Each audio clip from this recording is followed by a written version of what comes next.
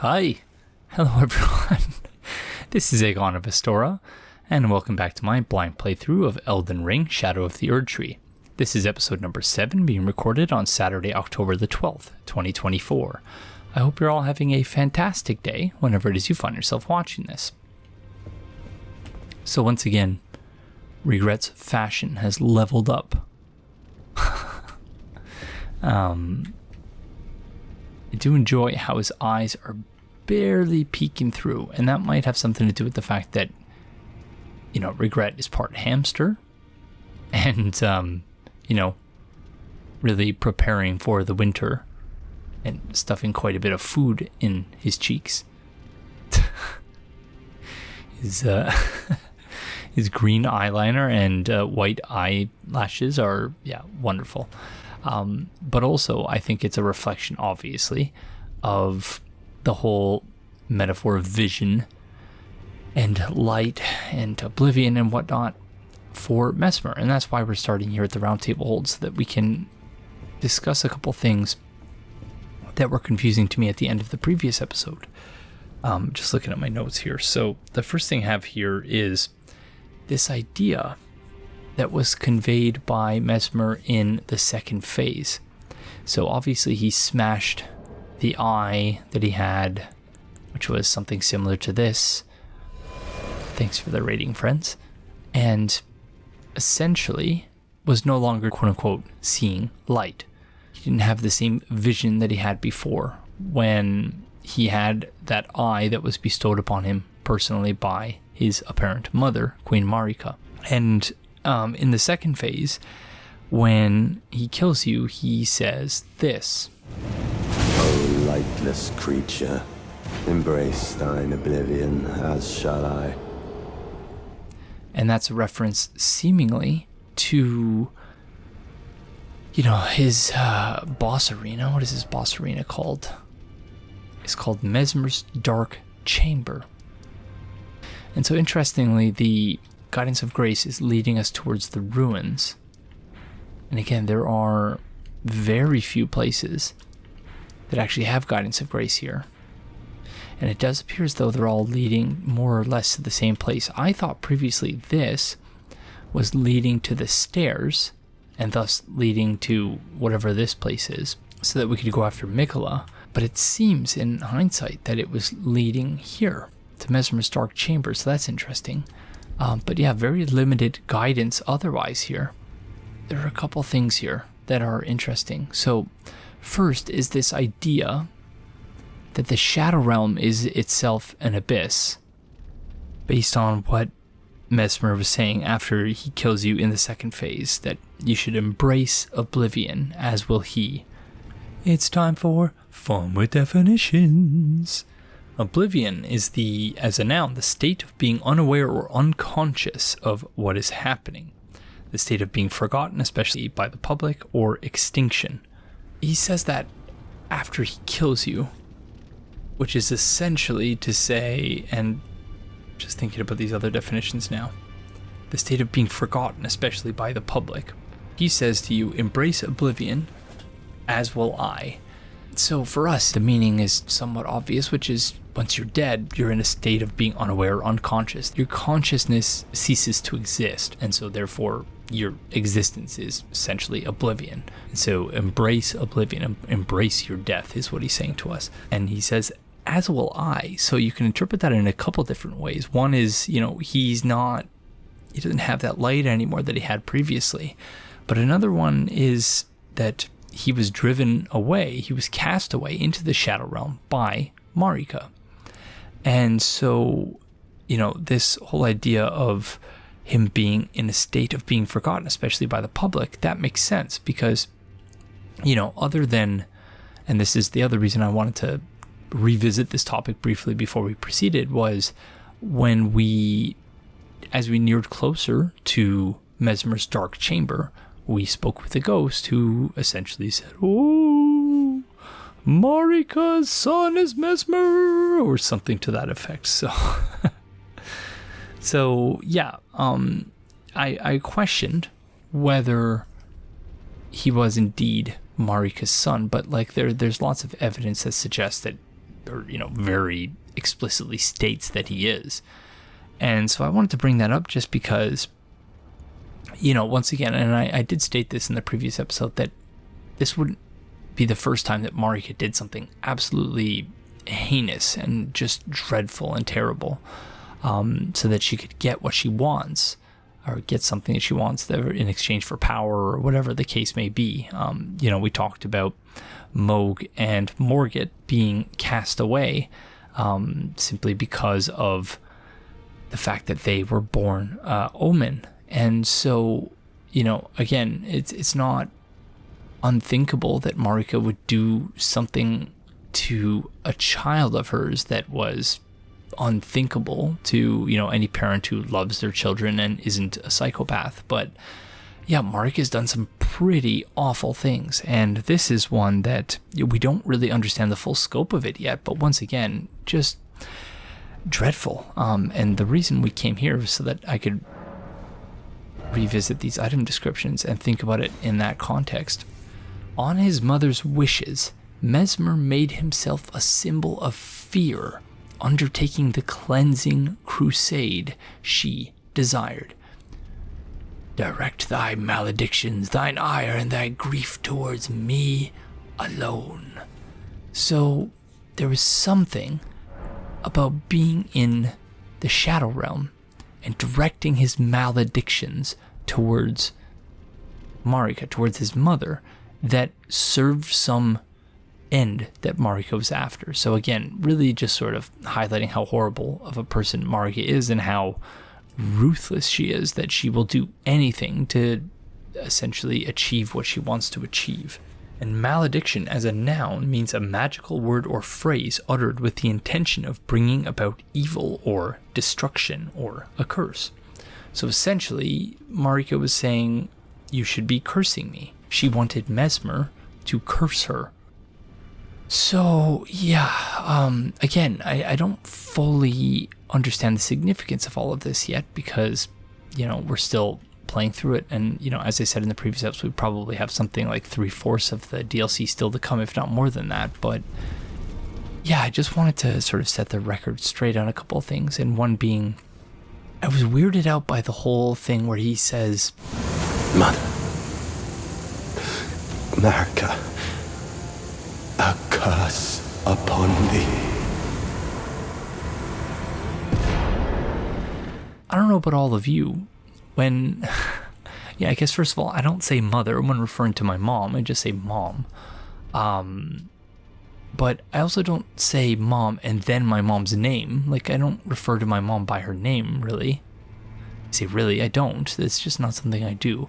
And maybe it's a cultural thing, maybe that is something that is done in Japan, and it's sort of come through in the translation. Let me know in the comments. I'm very curious to hear whether that's something that, is just culturally specific. I know we have viewers on the channel, extremely fortunate to have viewers on the channel from all over the world, all sorts of places, and the majority of you are probably in the United States based on the sort of historical demographic data on the channel. But getting off track here a bit, but just let me know in the comments, do you ever refer to your mom or dad as, akin to what Messmer did, which is mother Marika, or, Marika, mother, like, just, and maybe it's a reflection of the fact that he's estranged from her, because I'm obviously not estranged from my mom. And I say obviously, I guess you probably would have heard that from me. I've talked about my mom a few times on the channel before, but yeah, and so maybe it's a reflection of the fact that he's obviously estranged from her because she abandoned him, and didn't just abandon him, she cast him away in an abyss, a realm of shadow.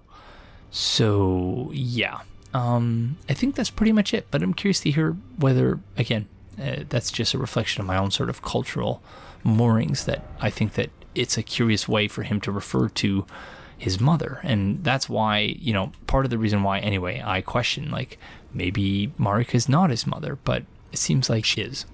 Having said all of that, we messed up Hornsent's questline. Previously, Hornsent was hanging out at Highcross Road, so let's go just I don't know, shot in the dark, see if maybe he's there before we proceed to where we're going in this episode.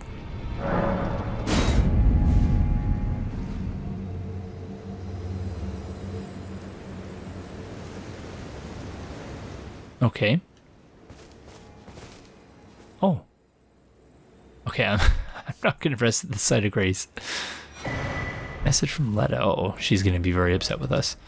Message left by Needle Knight Letta, addressed to kindred spirits who also pursue Miquella's trail. Gosh darn it. Every time I try to do a voice, it's the same grovelly voice, so I might as well just roll with it. Dane passed on a message. The sealing tree is in the ancient ruins of Rao. It lies beyond the high bridge leading from the first floor of the storehouse. I will join you there once I have finished the task at hand. That was a bit different than my usual grovelly voice, but yeah. So the task at hand, I assume that is going to have something to do with her basically getting revenge on us for what we did, which is side with our Hornsent friend over here. So yeah, let's see what he has to say. What cruelty is this? Who would rob me of my one vital purpose? Am I so feeble, witless, dull of blade, that vengeance was never to have been mine? So I wonder, is that a reflection of the fact that we didn't summon him for the successful boss attempt? I'm going to assume not, because then that would require us to sort of like, you know, which summons are essential for story purposes, and I'm obviously not going to do that, to look it up, I should say. But yeah, it's very interesting, unless it's just a sort of thematic reflection of the fact that vengeance itself is hollow and it's not going to sort of bring him any joy. So yeah, I'm not sure. Oh, mother. Oh, most cherished wife and child. It seems vengeance was not mine to enact. Where now should I point my tired blade? Or maybe it's a reflection of the fact that I screwed up and didn't speak with him after the boss fight. Who knows? Where now should I point my... Okie dokie. I was wondering, I was like, did the bridge break there? But nope, just draw distance. And it's there, now it's gone. It's there, now it's gone. Well, that was a stroke of luck, but now I haven't the faintest clue where else we should go.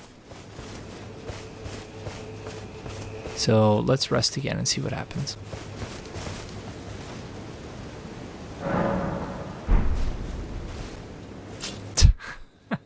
The goat made me think that I had stumbled upon something, but no.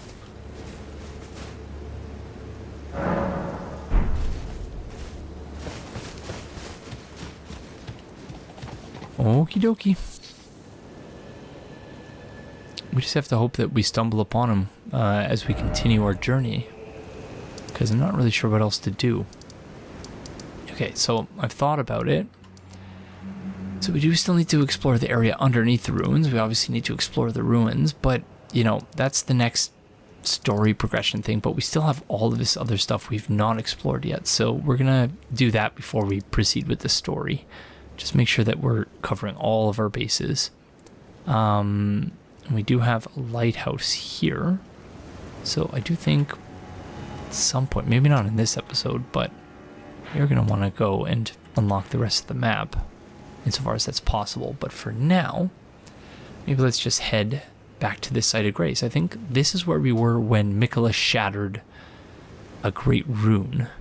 And then we sort of went back and then got tied up with everything else and sort of went and did all this stuff. So I think that's the next place we need to go before we sort of descend to a lower plane and deal with the rest of the stuff that's there. So yeah, let's head to the bridge leading to the village.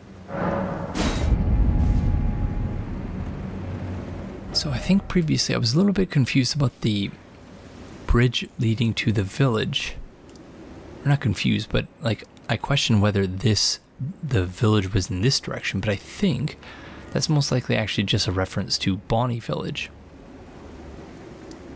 But in my mind, it didn't make sense that the Site of Grace would be named this when, in fact, we started at the village. So why would it be a bridge leading to the village? But obviously, you know, it's not named necessarily for us. It's a name that corresponds to something close by.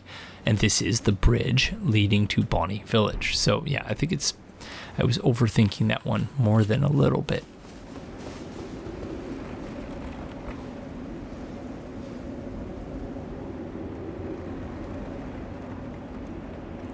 So we're definitely going to explore that lower area at some point.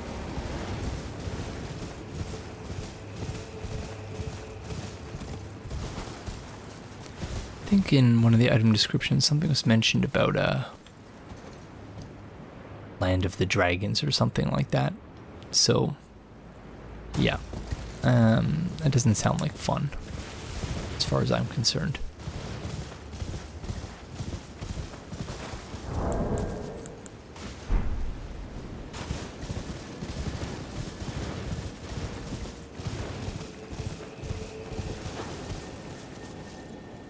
Some wolves here, but I can also hear.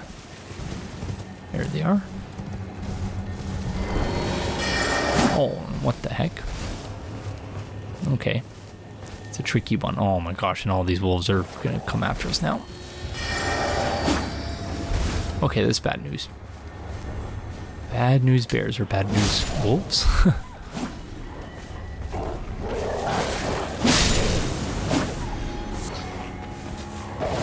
I'm sorry, wolves.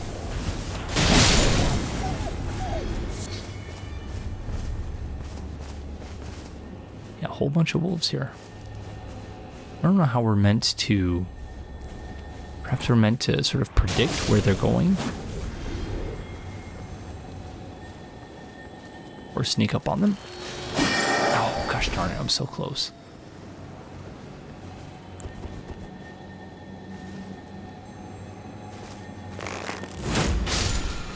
Do that. Oh. Ash of War, Raging Beast. Raging Beast, step with the swiftness of a beast, leap high and slash foe from above. Initial step can be taken forward, backward, left, or right. Strong attack allows for a follow-up attack. Usable on beast claws.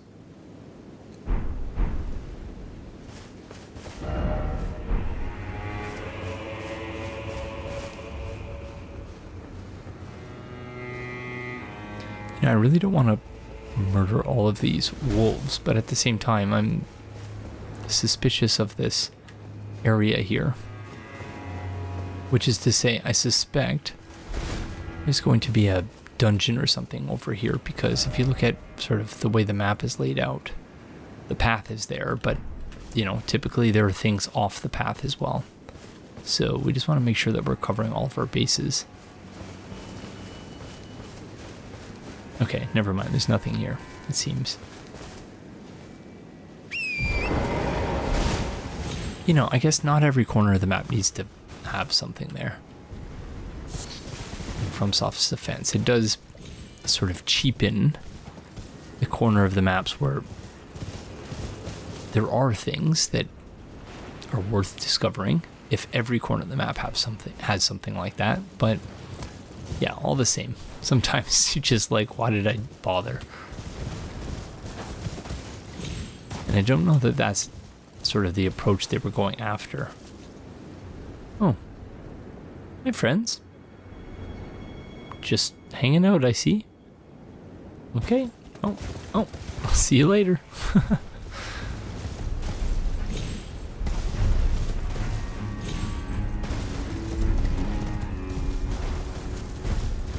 Dungeon here? No. Just more mushrooms. Oh. We still have many of those friends to fight. just need to figure out what that note meant. I suspect there's a type of pot or something that we ought to be using. Okay, there's some destruction happening over there. There's a type of pot or something like that we're supposed to be using. Type of spell, the whirlwind spell. Oh my gosh, that's gonna hurt. But yeah, I don't really know what that looks like as of yet. Oh my goodness, this friend is not happy with us. Can we jump into their... Oh, okay, no, I guess not. I was thinking maybe we could jump into the furnace. Okay. This is a problem.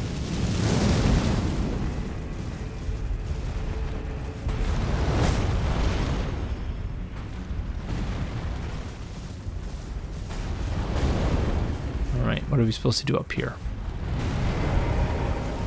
Shooting arrows, maybe?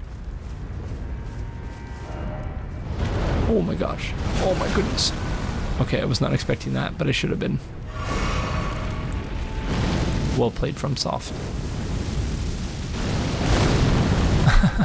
Oh no. Oh no, that's bad.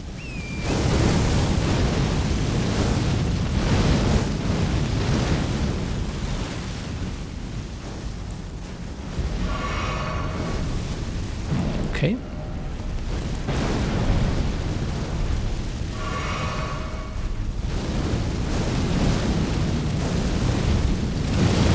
Oh no. I'm sorry, Torrent.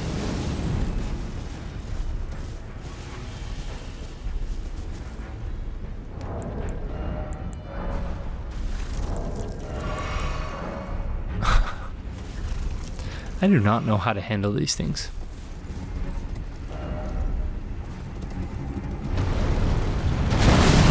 Oh my goodness.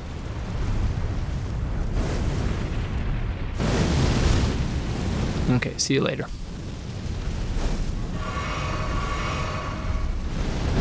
Yeah. I think avoidance is probably the way to go for the moment. I can still hear the flames behind us.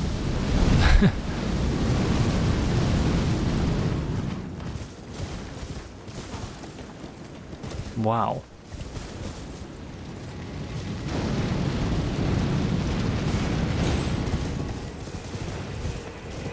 There's so many wolves here. My goodness.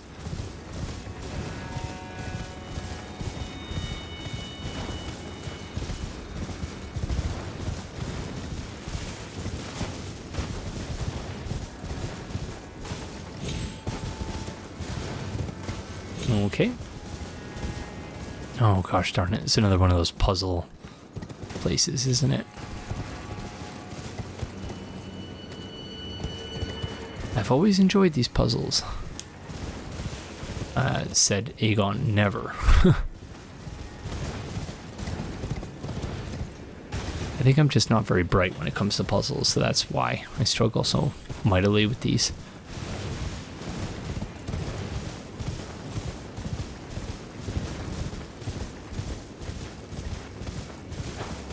There's the turtle friend. I was hoping for a sight of grace, but nothing yet. Okay, presumably that spirit spring will be the key to solving puzzle. Up indeed.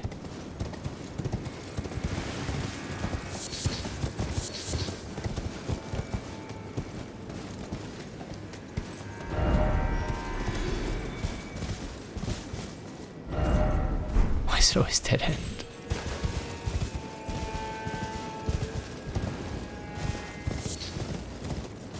Okie dokie. Rabbath's Rise.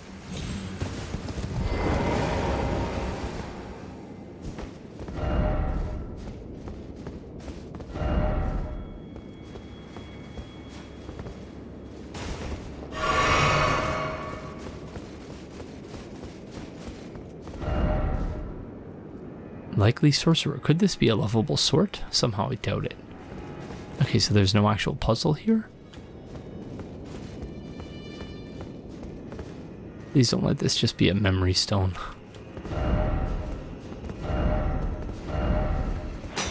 Oh. I was not expecting that to actually come to fruition, but I figured at a certain point all three people couldn't be lying. Oh, okay, so the spirit spring was locked. Okay, that makes sense.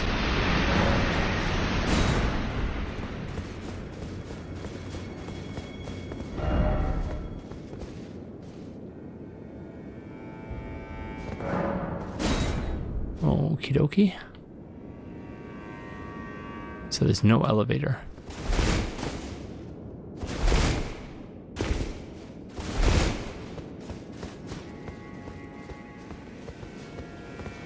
Oh, I just walked right by the site of grace. Okay, well, it's in keeping with my exploration approach thus far. Okie dokie.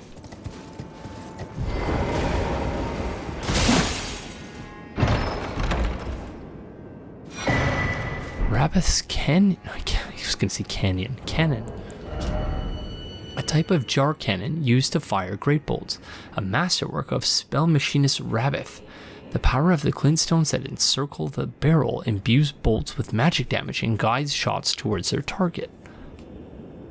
Okay, that's very interesting. Let's see how this is supposed to work. I suppose because I don't have the strength to use it. Yeah.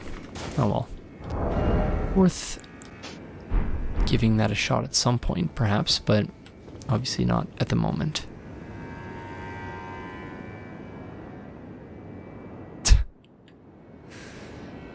Is there supposed to be some other secret that people are after here?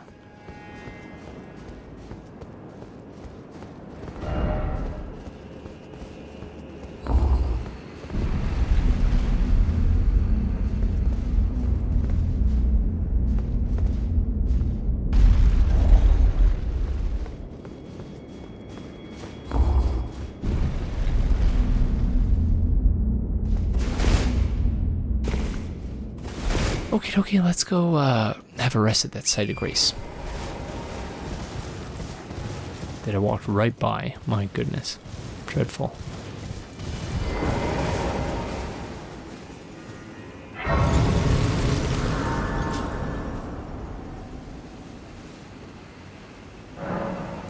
Church District Highroad. Okay, there was an item description somewhere that mentioned a church district.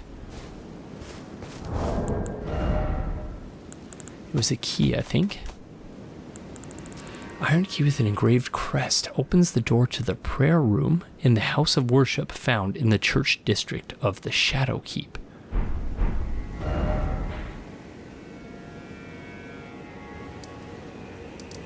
Oh, okay. So, we've still not explored then all of this? Am I understanding that correctly? It does seem that way. Okay, so there's a fork in the road. So one of the forks leads, presumably then, to the church district of the Shadow Keep, which would be here. So that would be the fork to the right? Does seem that way. Okay, so before we go left, let's go right.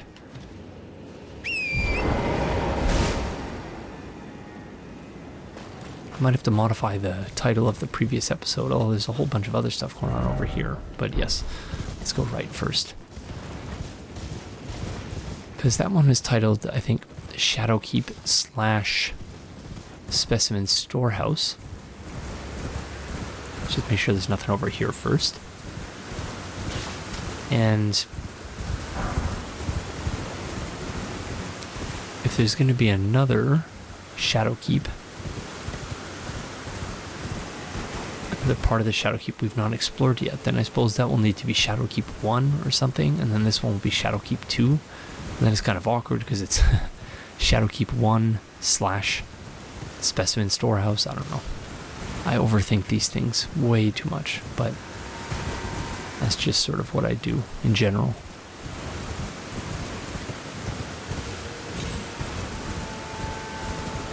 It's not exclusive to Elden Ring or my playthroughs in general. It's just what I do. For better and worse. Okay, this is a little bit creepy.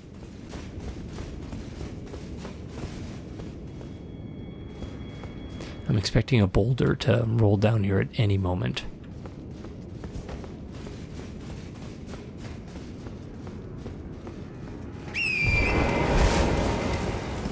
I was not expecting to be able to use torrent in here, but... Oh, okay, the torrent line is right there, seemingly.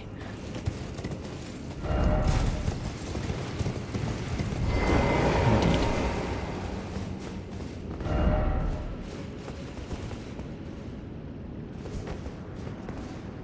Okie dokie.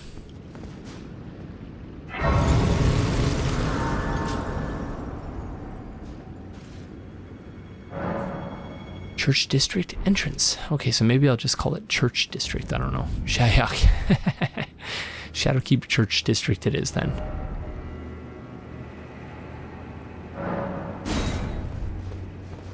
Seems familiar. Okay, so that person is suggesting that this is New Londo. Yeah, makes sense. New Londo ruins, essentially. And that we're looking for a lever to drain. Oh, crabs are eating these commoners, it seems. Okay. So, it did have all these mentions of the abyss. So, yeah. I do wonder if that's what's happening here, or have I just read too much into that message? This is not going to move, obviously, because it's an elevator shaft filled with water, and so we do need to drain that water first in order to make sure that everything works as intended. But yes, not easy to create a level like this. And like, I never loved New Londo Ruins, but I know a lot of people really didn't like New Londo Ruins. I was not one of them. Didn't love it, but I didn't hate it either. The first few times I played the game, I despised it because obviously I didn't understand the whole curse thing. And yeah, I just went down to New Londo Ruins, died to the ghosts a bunch of times before I realized that, you know, you were supposed to do something different.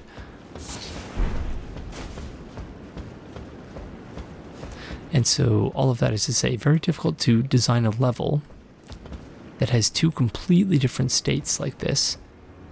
And have it still be interesting and entertaining. And they accomplish that to some degree in Dark Souls 1 with New Londo Ruins, but I'm interested to see what they do here. Perhaps it's not all that substantial, and I'm just sort of, once again, overthinking what's happening here. What the heck just happened?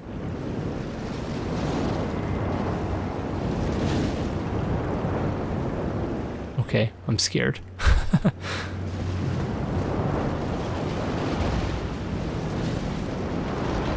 Oh, is there something in the water? Oh my goodness. Okay, that's scary. Very scary. And of course we have to jump over these branches, like there's no alternative route here. So, I can't use torrent, so we just have to make this very quick.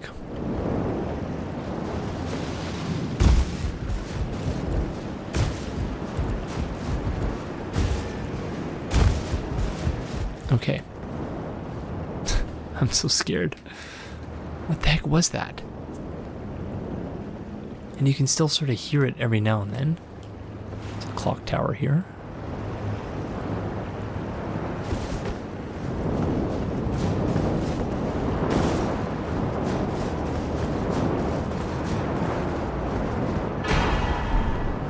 Great grave glovewort.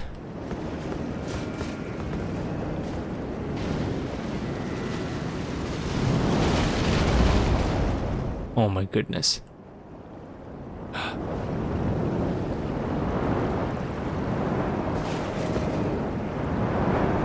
Oh my goodness. Okay, that's really cool. You can actually see it. Oh my gosh, it's knocking over trees and stuff. What are you?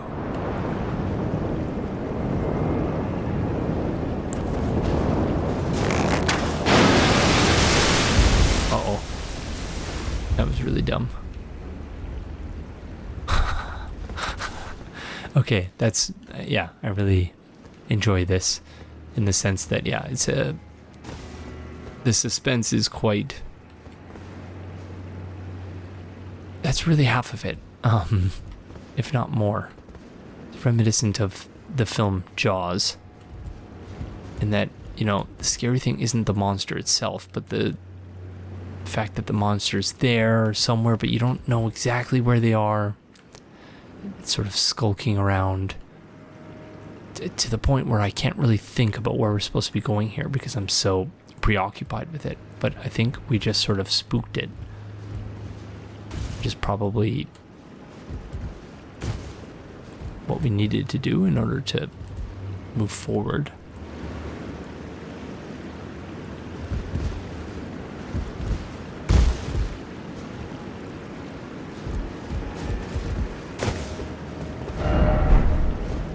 Yeah, I suspect that's probably a boss.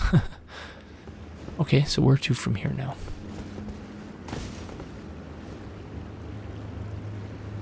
What did we even just pick up? Oh yeah, Glovewort.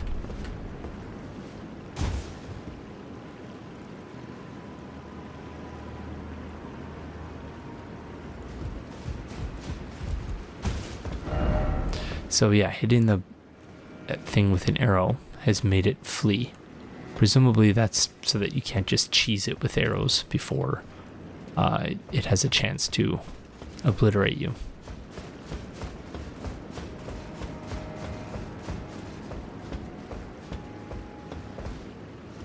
So now, are we just supposed to jump and hope for the best here? It does seem that way. Has to be a better jump than that one, though.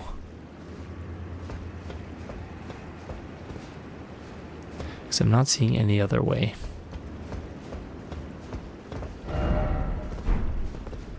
Okay, let's see. Okay, that wasn't so bad.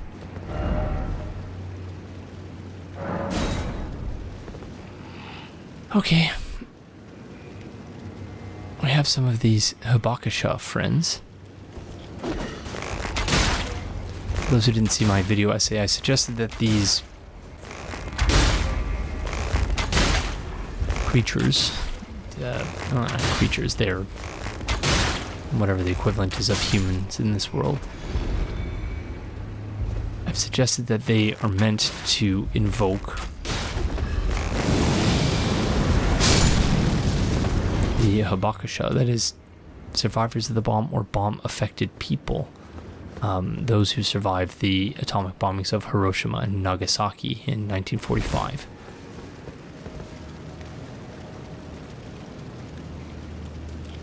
And that obviously doesn't translate to all contexts. For those in the Kalem ruins in Kaled, that's sort of what it brings to mind for me, because the whole place is just sort of in ruins and it's just absolute devastation.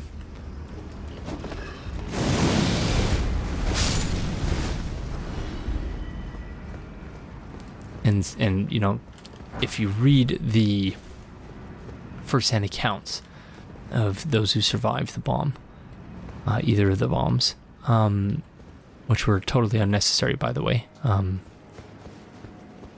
but obviously not going to get into all of that here, but it wasn't actually required to end the war. It was just a matter of negotiation, and the Japanese wanted to hold on to the imperial institution, so they didn't want an unconditional surrender. Oh, they didn't want an unconditional surrender Which is to say that the only condition they had is that they... Oh, of course there's a fire priest here. Fire knight. Is it a different kind? Yeah, it looks like they have a different mask. But yeah, long story short, if you read the first... I'm obviously getting off track here. If you read the first-hand accounts of those who survived the bomb, it does sound almost like someone walking through the Caelum ruins in Caelid, just based on how some of the people who survived the bomb were behaving in the aftermath of it.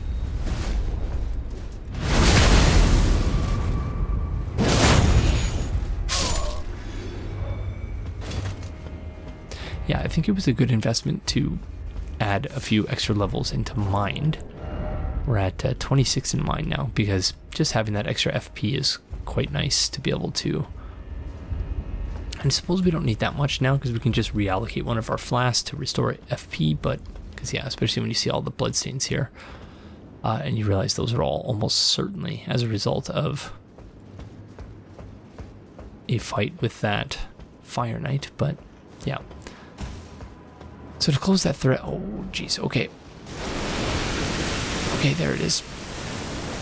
The monster's still kicking. Frightening.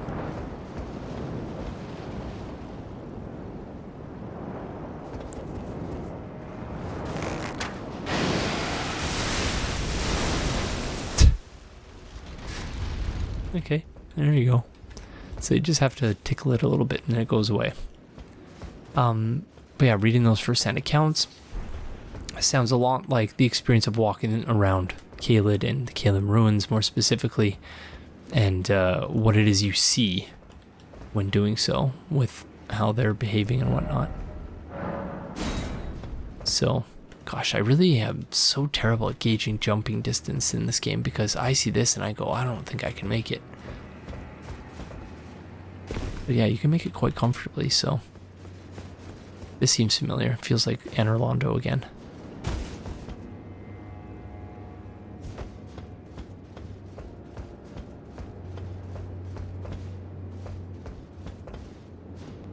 It's supposed to be an item down there or something?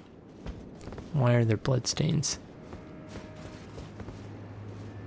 Or why is there a bloodstain?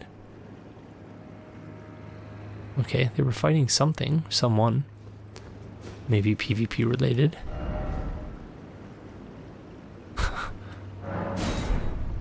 Or perhaps if you don't shoot the monster, they jump up after you there. I don't know. That's what that message suggests to me anyway. It's suggesting to try a projectile weapon, which obviously we've already done. So perhaps we should just keep doing that. Okay, so this is that house of worship, presumably. Yeah, prayer room in the house of worship. So if this is that place, then this is where we're going to use that key. Oh, more platforming. I hate platforming. So perhaps before we jump in, let's make sure we're not missing anything else around here.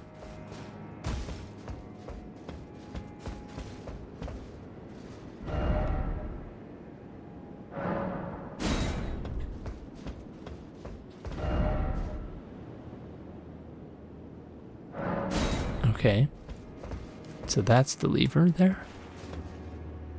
Oh my gosh, it even looks exactly like the type of lever you use in New Londo Ruins. Okay, that's funny. And if I recall correctly, it's like a very similar sort of... Wow, that's, yeah. That has to be a direct reference.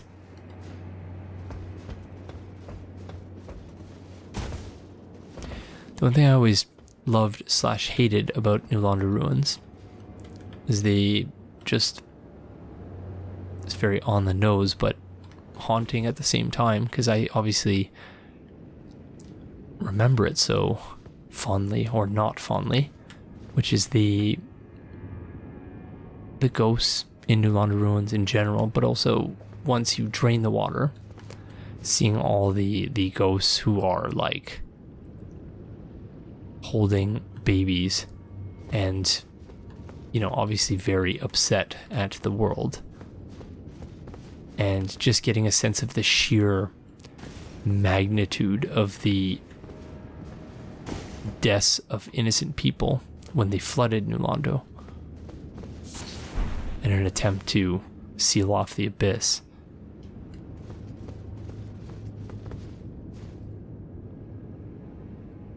And yeah, quite haunting. Just, you know, their screams and everything, and from a mechanical and gameplay perspective, perhaps not the best enemies to fight, but most entertaining, engaging. However, you know, when trying to reach the roof of that church in the New Londo ruins, having to go up that fireplace with the ladder and deal with all of the ghosts who sort of come out to ambush you, that's quite a harrowing experience. Okay, so this is that. Queen Marika, mother to us all, favor me with thy grace. I have met many who would threaten or distress thee, and quelled each and all. And I hereby swear to never cease. So please, grant me thy grace. Leave me with my solitary light. Okay, it's Bullcut Friend, I think. Quilline. It is indeed in fetal position, praying to Queen Marika. He himself does not have grace, but he hunts down those who don't.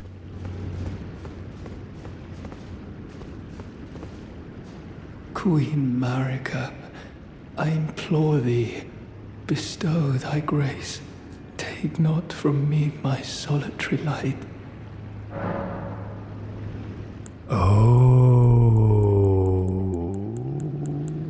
Oh, I was not anticipating this. Oh my goodness, okay. This is a choice that I didn't want to have to make. Place on the eye of another to grant them the light of grace as a fleeting blessing. To deny them light in all its forms. Okay, so an iris blessed with an incantation of the Erdtree, placed in the eye of another to grant them the light of grace as a fleeing. Okay. Okay, so I question whether that was supposed to be fleeting, and it does indeed seem like it was just a typo, because when you look at the short description, it says fleeting blessing, but here it says fleeing blessing. It can also be used to receive the blessing of an equipped great rune. In the realm of shadow, this artifice was employed by the priests of the Erdtree to quell the fears of their flock to magnificent effect. This one is not temporary. An iris that is dark as night, placed in the eye of another to deny them light in all its forms, can also be used to receive the blessing of an equipped great rune, at the cost of all runes currently held. In the realm of shadow, this artifice was employed by the priests of the Erdtree to intensify the fears of their flock to magnificent effect. Okay, so I hate this guy. It was not fun fighting him. He's cheap, he has annoying moves, his dialogue is annoying.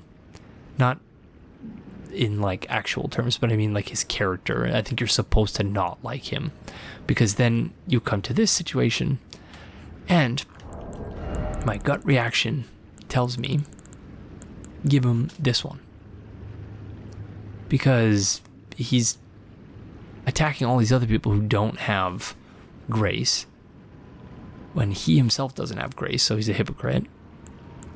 But he's doing it out of some misguided desire to have grace himself and to have Marika acknowledge him and bestow her grace upon him. So we could give him the Iris of Grace, which would temporarily give him that sense of, oh my gosh, everything was worth it, all this stuff I was doing was wonderful, and, you know, this, that, and the other. And I'm also realizing now there are several what appear to be great runes in the center of this thing that overlaid on top of the eye, so that's interesting. Or the iris, I should say. And on the other hand, this would prevent him from ever seeing light in any form. And I don't know which one is more cruel. So my initial reaction was, well, we're clearly going to give him this one. But now I'm thinking, okay, maybe we'll give him this one, but this one is just as cruel because he's only going to see it for a short period of time. He's going to think he has the blessing, but he doesn't.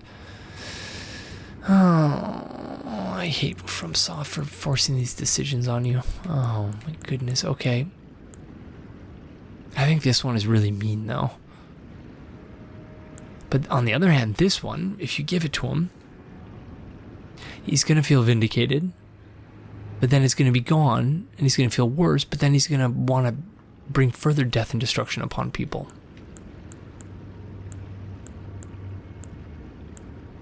Honestly, I cannot decide. You know what I'm going to do? I'm going to flip a coin. Because honestly, I cannot decide. I'm too lazy to go in the other room to get a coin. So what I'm going to do is I'm going to go to random.org, because they have a coin flipper. And then we're going to flip 7 coins, and we're going to choose, I don't know, let's choose an American Canadian quarter. And so if it's the side with the queen on it, because of course Canada is a former British colony, settler colonial state. And so if there's 4 queens or more, then we're going to give him the Iris of Grace. If there are, I think there's moose on the other side. If there are 4 moose or more, we're going to give him the Iris of Occultation. So let's see. Okay, there's 5 queens. So, yeah, we're going to give him the Iris of Grace. Because really, there's no choice here if you are a person with a conscience, I guess. But even though I, don't like this person, and again, I think you're not supposed to like him, because then that makes this decision a little bit more difficult, but... Queen Mary, take not from... Okay, he'll at least temporarily get what he wants, but yeah, it's going to be gone soon, and then he might be even worse, but we'll see what happens.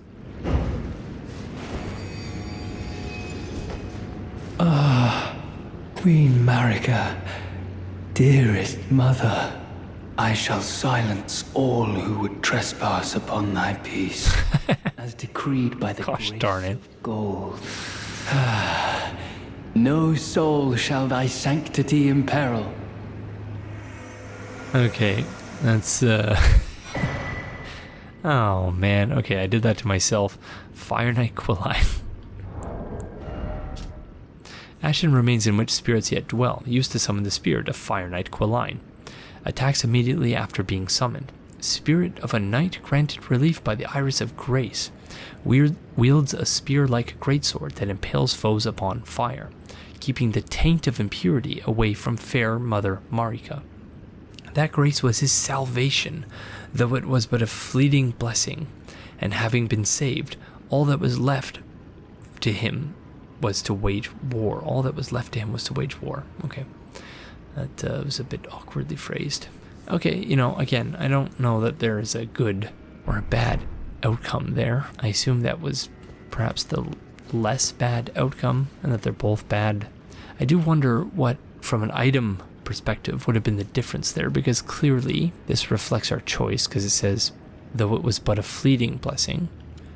So yeah, I do wonder if we were to have given him the other thing, whether he might have some different characteristics as a summon. Who knows? But, oh, there's another Fire Knight.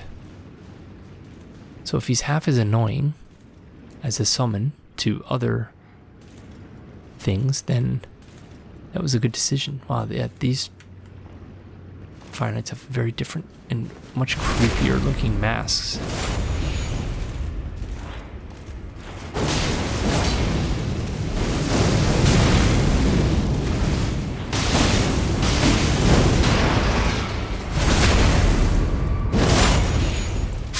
Wow, get wrecked. Oh. Their bodies disappear. There was a time when I spent a great deal of time and energy trying to make sense. So that is, I think, yeah, that's the path to go drain the place. It was a time, yeah, I spent a great deal of time and effort trying to work out whether there was any significance to the bodies disappearing or not. In particular, in Dark Souls 2, some of the Sen's Knights, what were they called?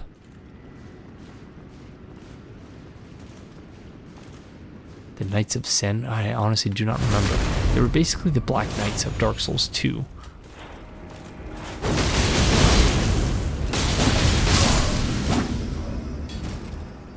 Some of them disappeared and made the same Black Knight. I can't do the noise.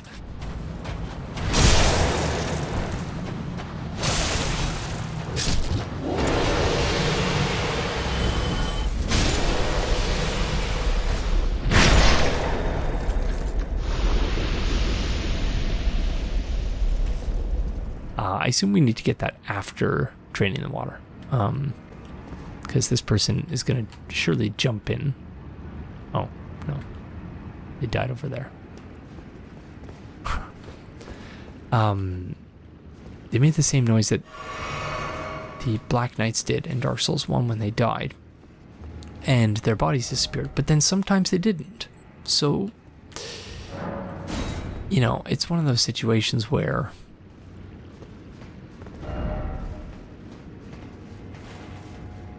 you're not sure whether there's actual story significance to it or if it's just, you know, a mechanic that isn't working as intended.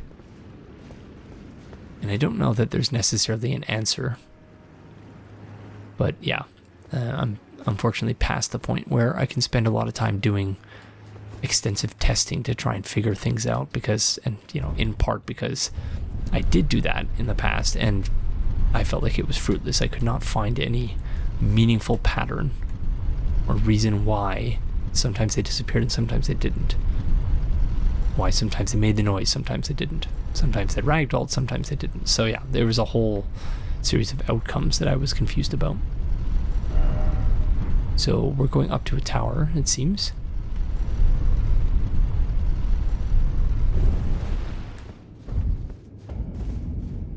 Okay, we're back in the Specimen Storehouse. That's interesting.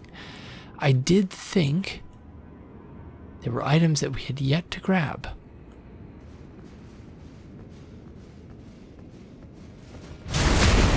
Once again, I apologize, but these friends lost my trust and they ambushed me previously. Oh, okay.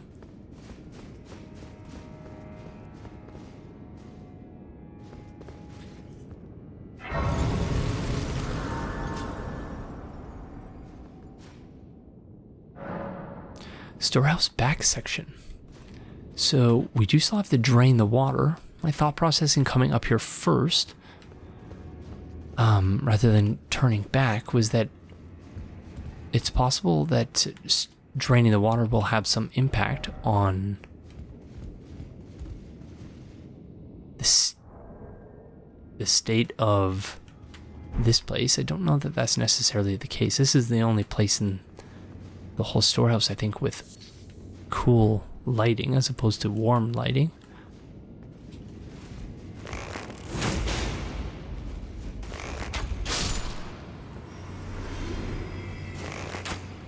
I don't know why I wasted some FP on that, but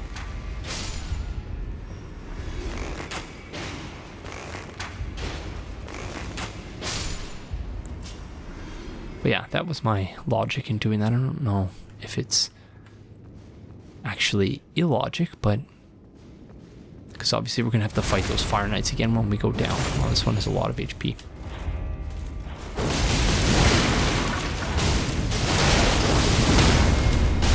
Get absolutely obliterated.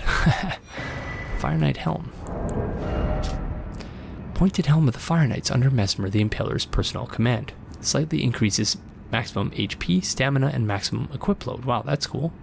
Each and every knight hailed from a renowned family of the Erdtree's upper echelons, but were shunned and chased from their homes after pledging allegiance to Messmer as their master. You can hear footsteps. I assume that's above or below us, though.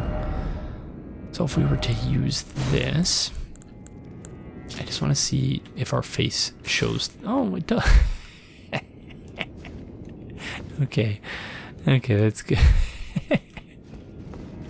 Yeah, that's good. That's wonderful. Okay, let's see what the actual impact is. Yeah, it's not nothing.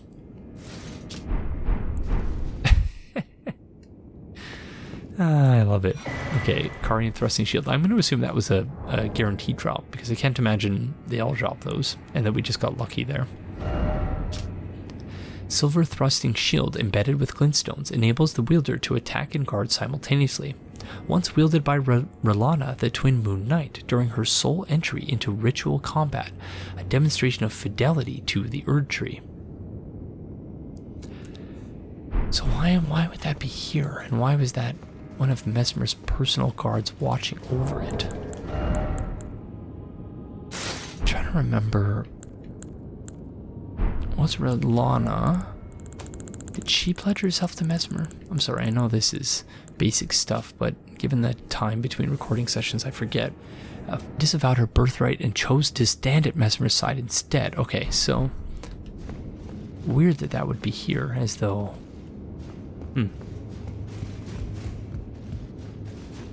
So where does this lead then?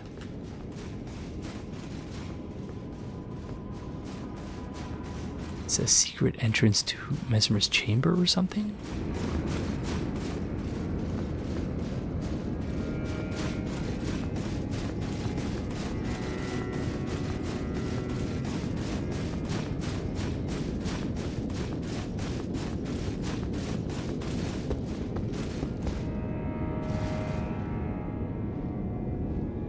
Okay.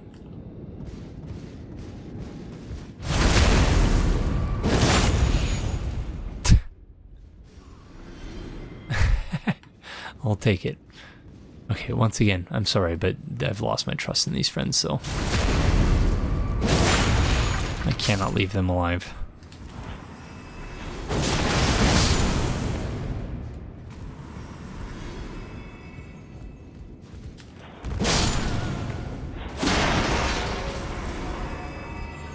What is under these sheets?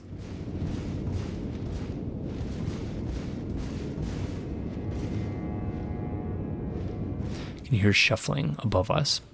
It's almost never good. Indeed.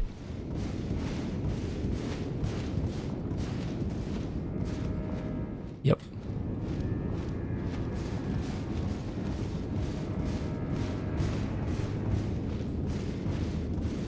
Okay, it doesn't seem like we're going to be able to get the jump on them, so we just have to go for it. Oh.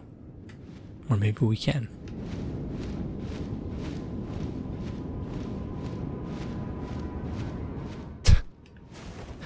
They really are quite noisy.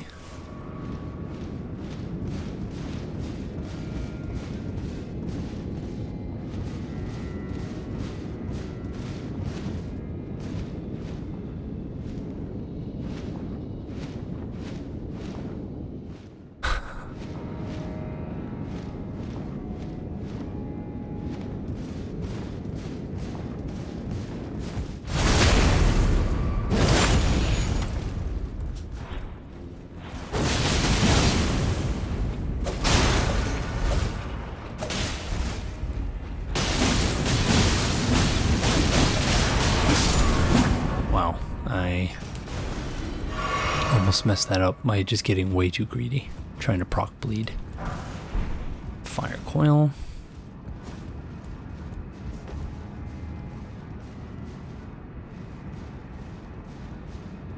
Once again, sorry friends.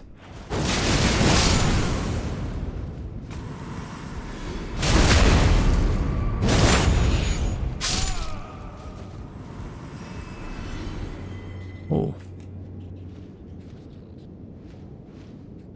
Okay, that's interesting. I can hear bats out there, because of course.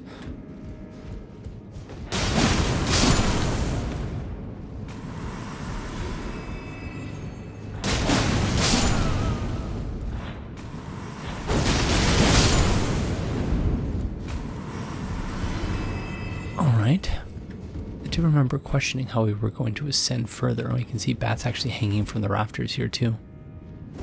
Not something I noticed previously.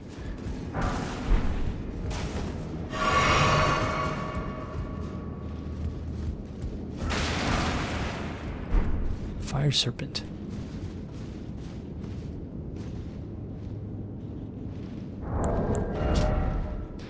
Incantation of the Fire Knights under Messmer the Impaler's personal command.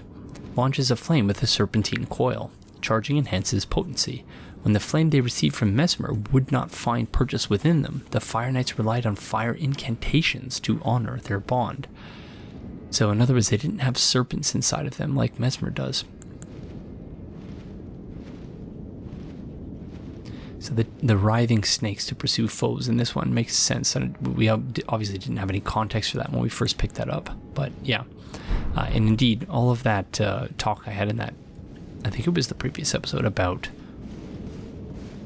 how the fire effects look like sort of a serpentine, take a serpentine shape. That confirms what I was suggesting in that episode.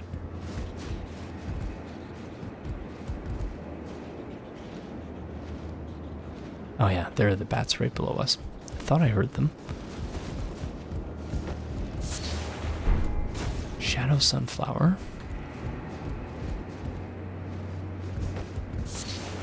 Blessed Bone Shard. Ah, Site of Grace, very nice. Wow. Okay, so I guess this episode is just going to be Shadowkeep slash... where are we? Specimen Storehouse 2.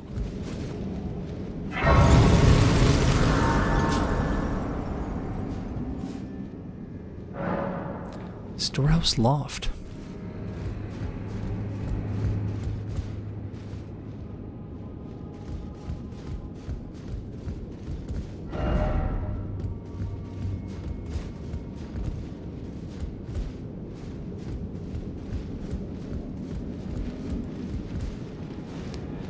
Okay, so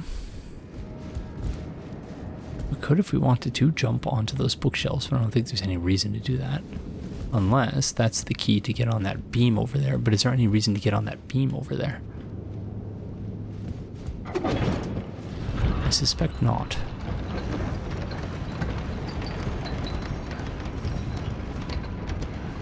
Oh, crud. More platforming, of course.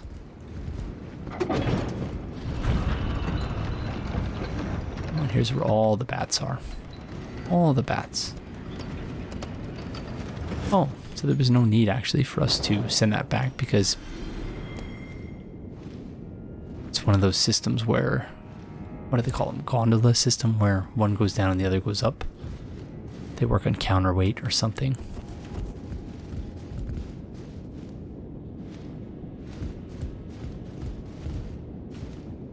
Where did that bat go? Be wary of up indeed. There's a whole lot of up to be wary of here, though.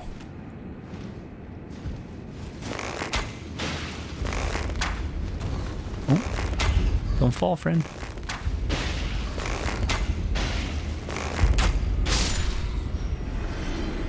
Yeah, there's going to be a lot of cheese here, I suspect, so if that offends you, I would perhaps skip this one or look away. I'm going to take care of as many of these from a distance as we can possibly take care of.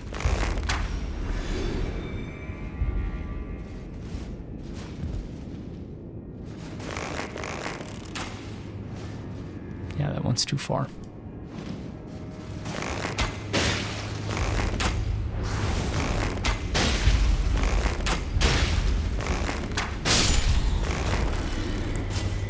Okay, I think we got lucky there.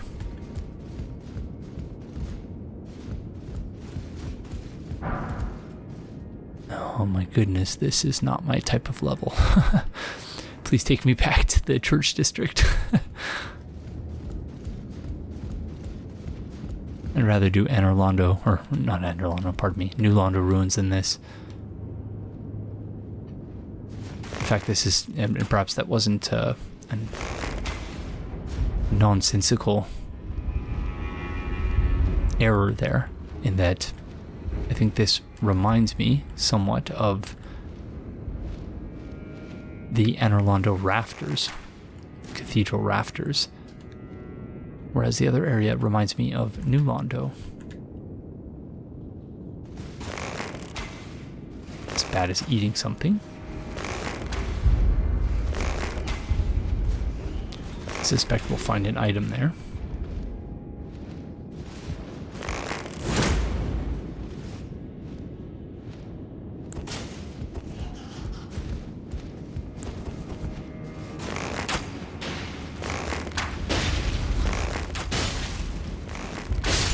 Okay, that was close.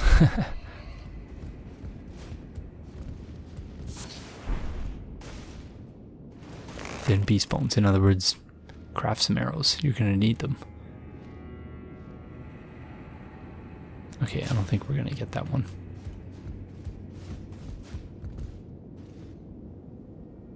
I am not a fan of this.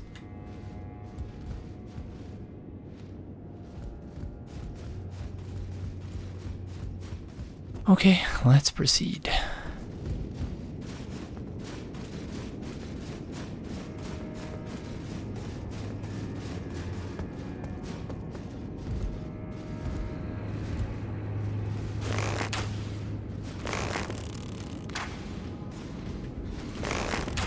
Okay, that was a good hit. Oh. Whoop. Okay. So, yeah, that works for me. I suppose they're not... like, they don't just float over the space beneath them, necessarily. They can fall and perhaps not climb back up. Okay, so this friend was not eating someone. Unless they're somehow attracted to the bloodstain, which I doubt. However... oh, they were trying to jump over there, I suppose. That is something that happened in Bloodborne. Which is to say... so are we supposed to drop down on this gear and then somehow use it to... huh. Yeah, I'm not sure. But, yes, in Bloodborne, the blood liquors in the Chalice dungeons, anyway, would spawn in places where lots of players have died, which I thought was just an exceptionally cool mechanic, but I don't think they've done anything like that since. Of course, it's somewhat reminiscent of the Vagrants in Dark Souls 1, which would spawn in places where a player had lost a lot of humanity.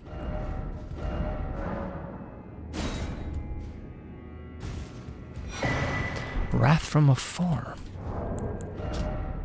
An Erdtree incantation discovered in the Realm of Shadow fires a golden shockwave that knocks back nearby foes. Charging increases the size of the shockwave.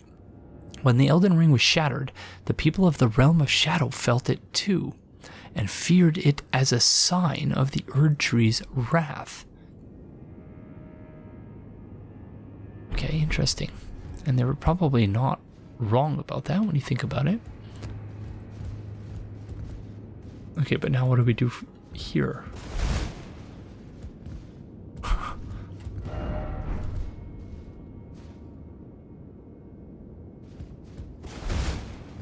Okay.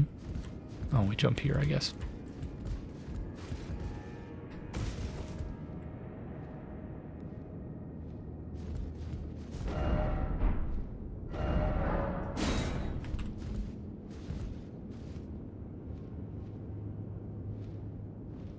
There's another spot we can drop down. Oh, of course, there's a Fire Knight up there. Oh no. That's really bad. That's really bad. Oh my goodness, okay. I didn't think that one through. Okay, this is not going to be easy to deal with, I don't think.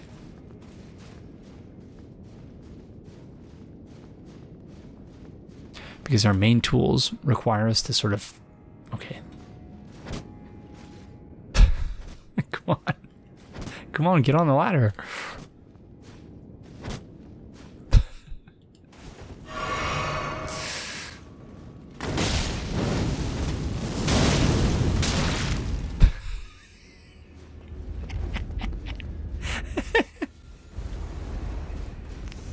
Okay, I'll take it. I'll take it.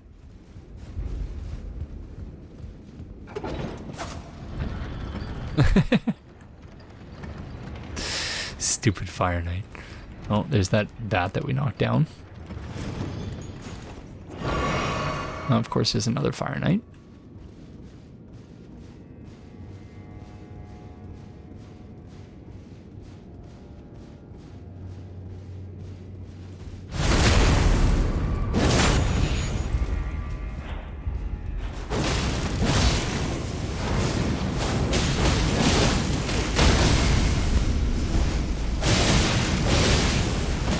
Dead. No! Darn it, I deserve that.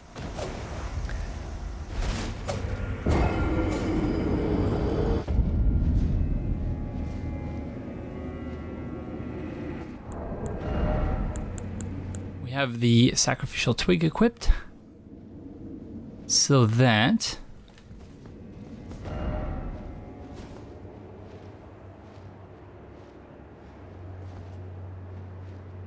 we can find our way back.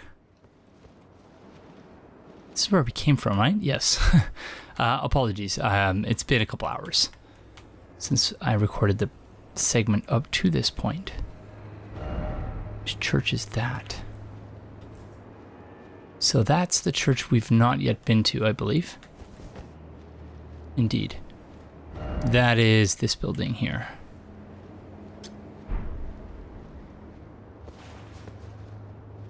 Yeah. Okay. So, he died after ascending, I believe, indeed. Alright.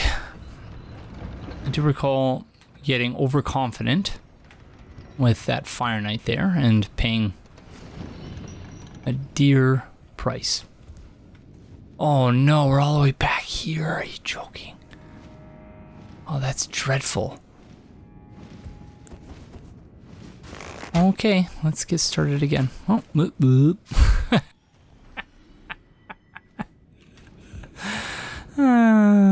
Yep. I guess it's not so bad. Thankfully, the bats are pretty ineffective. I just apologize because I know it's not the most interesting gameplay just watching me cheese everything from afar, but as I've said on previous occasions, if you're lactose intolerant, then it's probably not the playthrough for you anyway.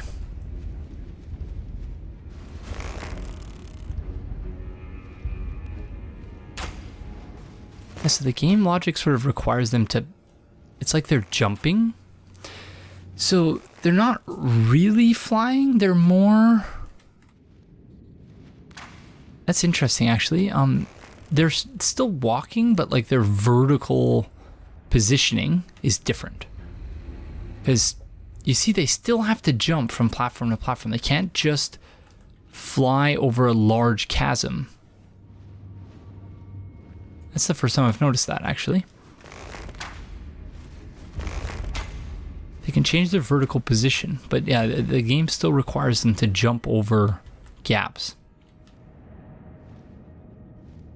Case in point, that was a jump, I think.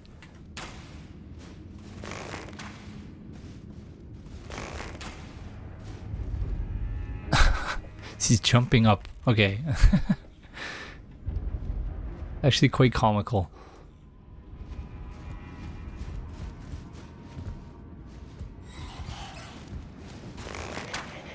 No, that's not comical. That's not comical.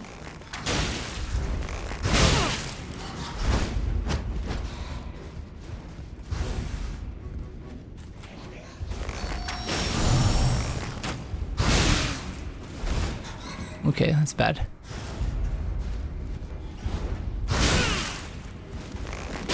Oh, that was very close. Very, very close. Yeah, now that we... yeah, I used a few rune arcs in the previous boss fight. Messmer boss fight. What is this friend doing down there? And, yeah.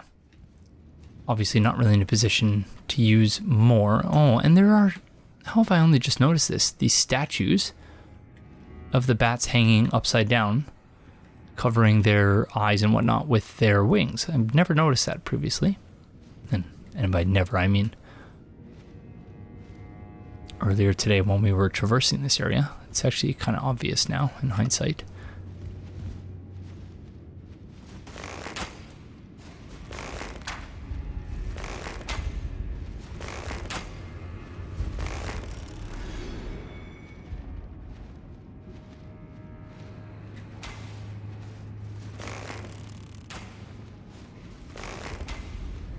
Here they go. Oop. It's glorious.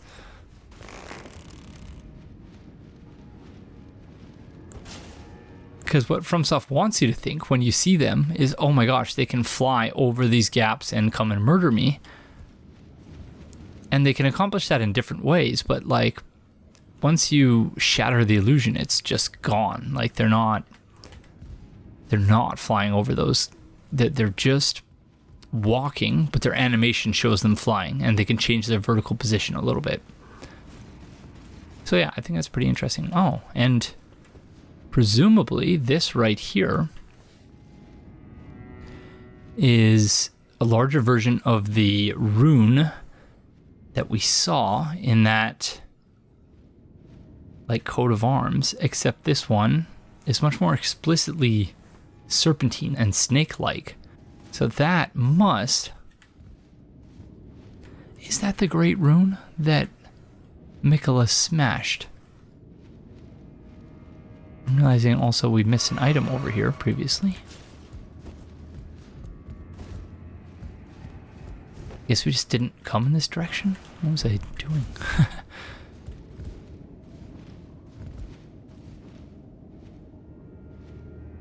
And is that where we just were?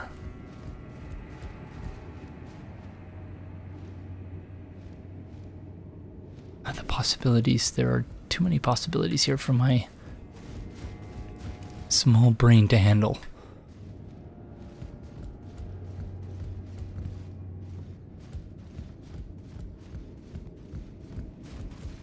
Okie dokie. That's where we dropped down to get that item.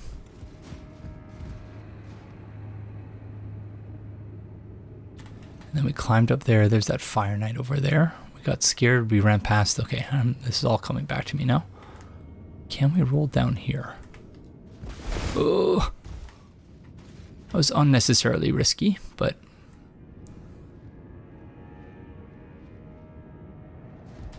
What can you do? Was there anything down here worth dropping down for?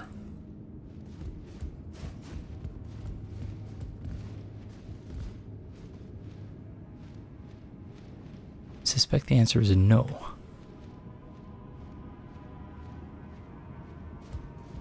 But I really don't want to. I'm just more or less delaying the confrontation with that fire knight again. Okay, but let's do it. Because if we can take out the fire knight, then we can actually just think. And to take our time, be a little bit more... Oh, I'm so scared though. A little bit more deliberate about our actions.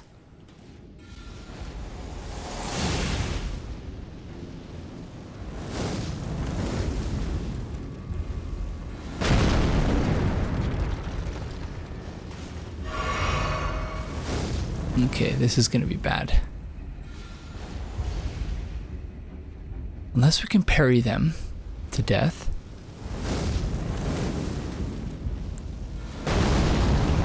Which I think is not exceptionally likely, because I've not really got much practice.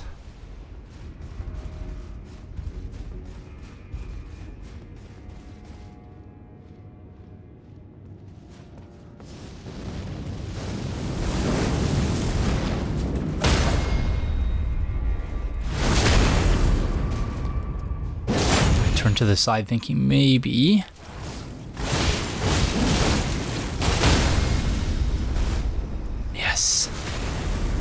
was thinking maybe I could repost them off the edge, but that didn't work out. But in the end, that's okay. Okay, we got another Fire Knight helm, so I assume that was not actually a fixed drop.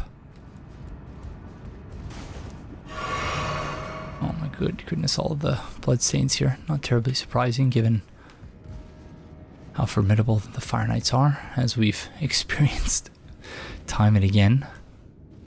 Okay, so up there is our runes. There's a couple items down there and a ladder. Okay, yeah, we should just focus on getting our runes first and foremost.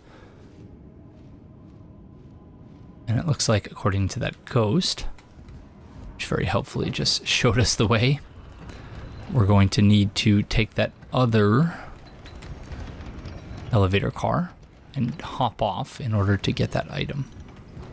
So we'll send this one back up so that we can do that after getting our runes.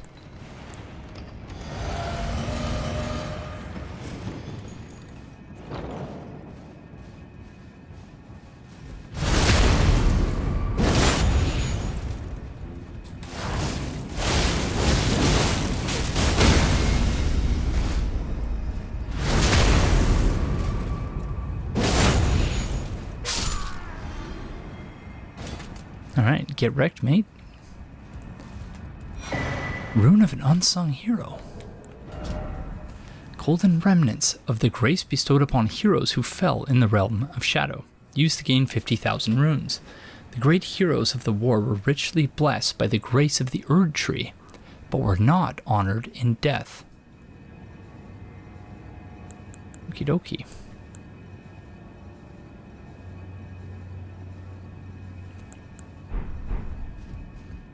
Thought maybe we hadn't read that item description, but I should always despair. Okay, so where are... Oh, there they are. I'm blind. Alrighty, got our runes back. 240,000, which, yeah, is just a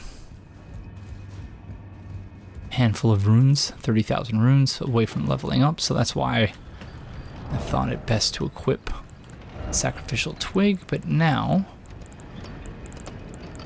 we can re-equip what we previously had in this slot, which I don't remember what it was, actually. I think it was the Erdtree's Favor, +1. Oh, that's...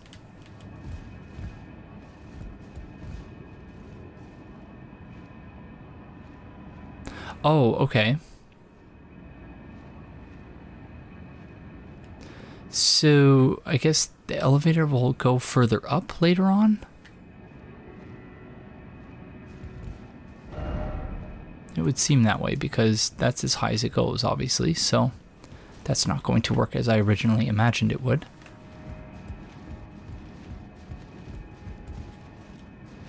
These... both of these bats are quite eager to get revenge on us, so let's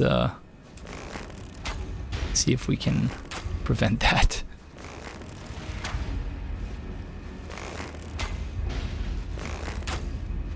If only you could fly in the way that I initially thought you could. You'd be able to come up and get me no problem, but as it stands, that's not happening.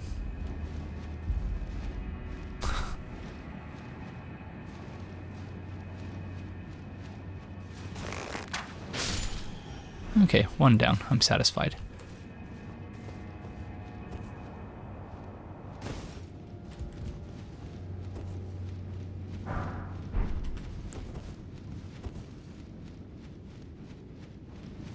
This one is desperate to get us. Oh, I'm so angry.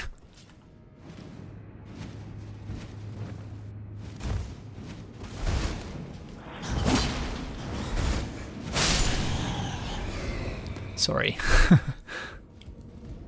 Okie dokes.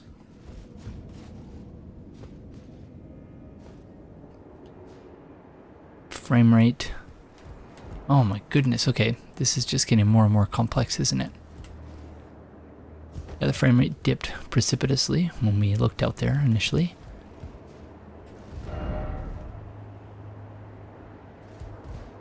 Yeah, so that's where Messmer's boss room is.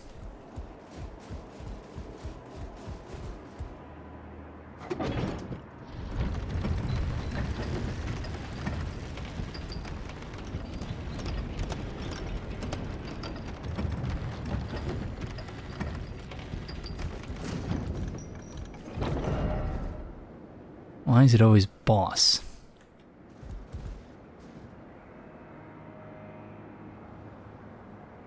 Okay.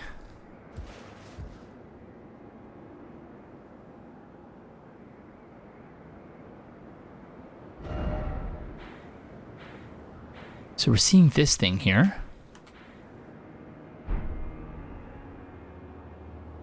Which, yeah, it has this weird landmass in front of it. And that's where the sort of sap of the Erdtree is oozing out of... Erdtree. Scadutree is oozing out of it. This is easily the closest we've been, the best vantage point we've had on the Scadutree. So you'll forgive me if I'm taking a moment just to examine it. Again, I've not seen any evidence that refutes my previous suggestion, at least not yet, that perhaps these roots are those of the Erdtree, and that the Shadow Realm, the lands between, are stacked with the Shadow Realm lying beneath the lands between. There's another elevator, okay.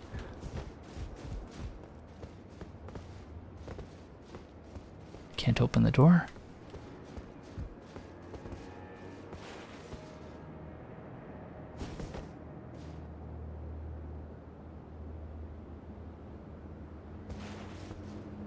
Once again, you can see here the two different trees that ended up being braided together to form what is now called the Scadutree. Fascinating stuff, I think. So this is a rampart here that we're looking at beneath us.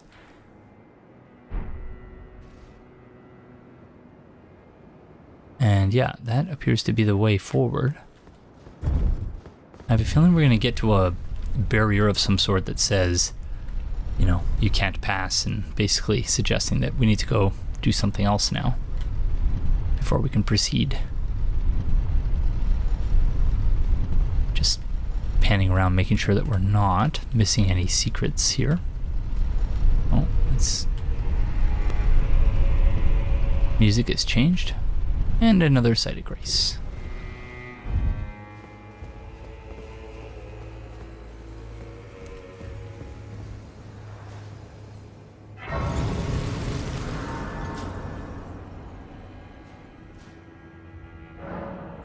Shadowkeep back gate.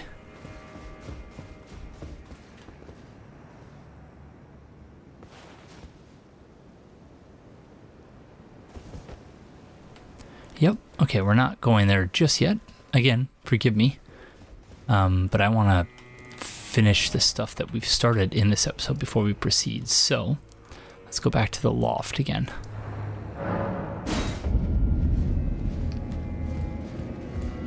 Okie dokes. Might as well level up before we proceed.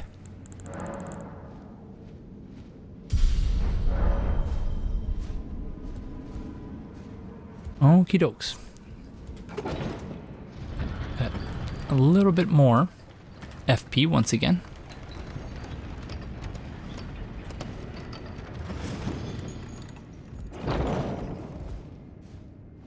Alright. Maybe it wasn't the wisest idea to rest at that site of grace. But now I really don't have much fear anymore, now that we're not running around with tons of runes. So let's see if we can just sort of speedrun this part.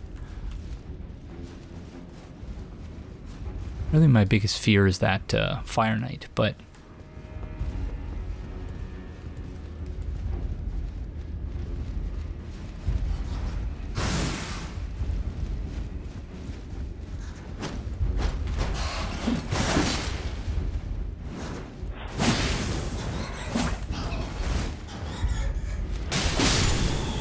I have to not lock onto them. It is very dangerous locking onto them.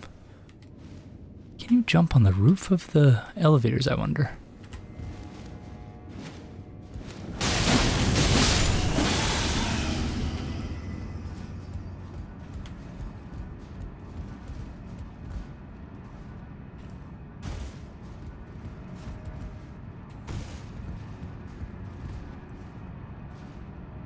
just don't think we've jumped down here yet.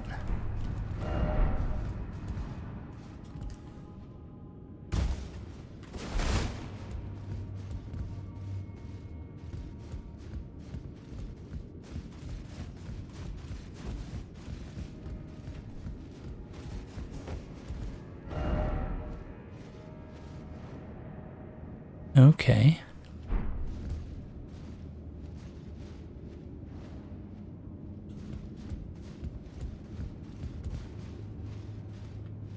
I'm very scared.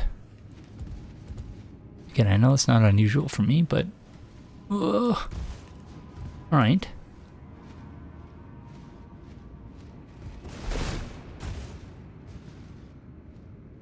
Okay, we fought that friend already.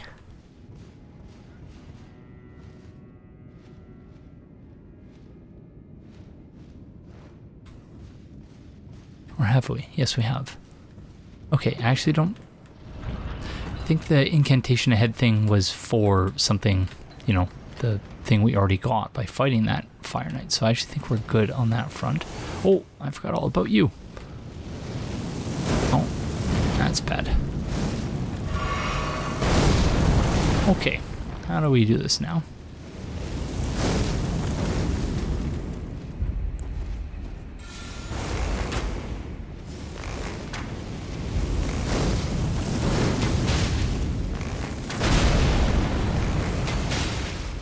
Get rid of you first.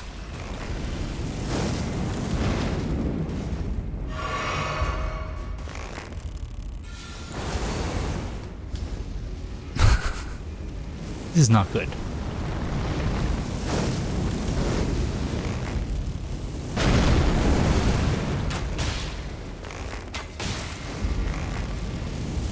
Oh, that's bad. Oi! I don't know what the noises are that are coming out of my face. Okay, they're poisoned at least.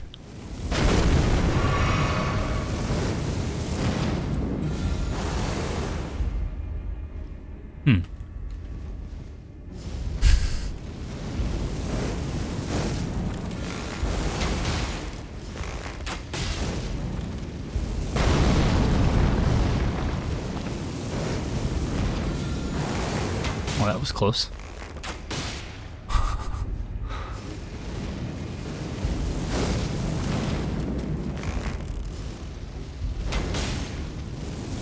Thank you, FromSoft hitboxes.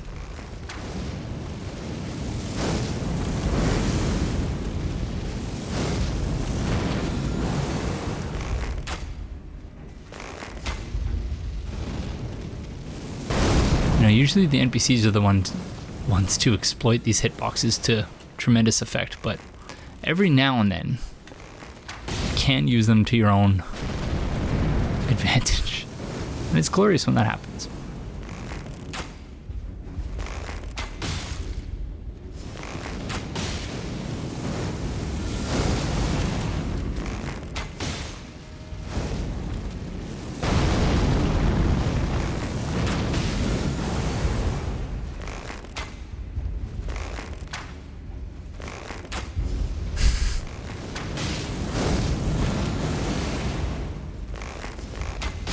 Yes. I was trying not to gloat prematurely there, but it was difficult not to. Oh, the body fell. That's okay. I suppose we could jump down and see what he dropped.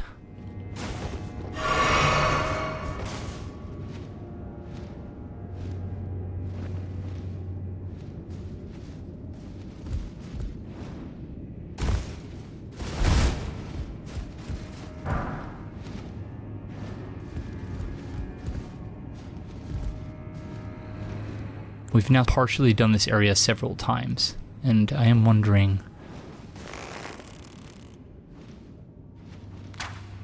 what we've missed and what we haven't.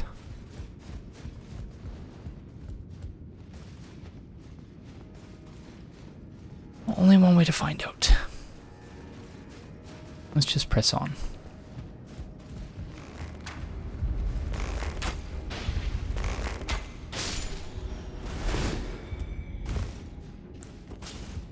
Okay, so I believe this is the way to that gate thing. Oh, okay. Okay, never mind. So we do need to jump down there. Granted, it is just an incantation. However, clearly that message was not pointing to something we've already done. Gosh darn it. Okay. So it's going to be another partial completion of the area. So yes, this is where we went down that elevator. Okay. Okie dokie.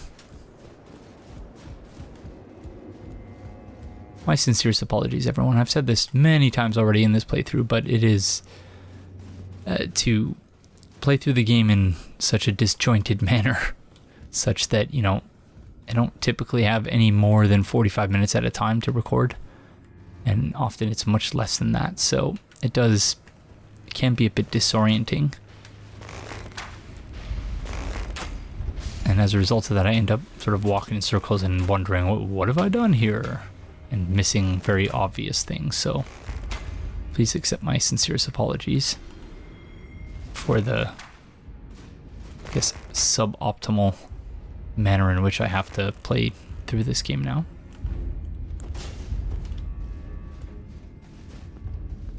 As compared to my grad school days when, you know, I technically had as much free time as I wanted, provided I was, you know, not totally shirking all my responsibilities, but there's definitely some of that during grad school. Part of that was, of course, you know, dealing with depression and just grad school in general and all the challenges associated with it. So, you know, you can't just work if you're dealing with stuff, but and you know, I've said this before, the channel definitely helped with that in many different respects, and I'm eternally grateful for that to each of you. But yeah, there was definitely some slacking when it came to, you know, the amount of time I spent on creating content for the channel, when, you know, I could have been doing other things that were more directly related to my studies. But all the same, no regrets.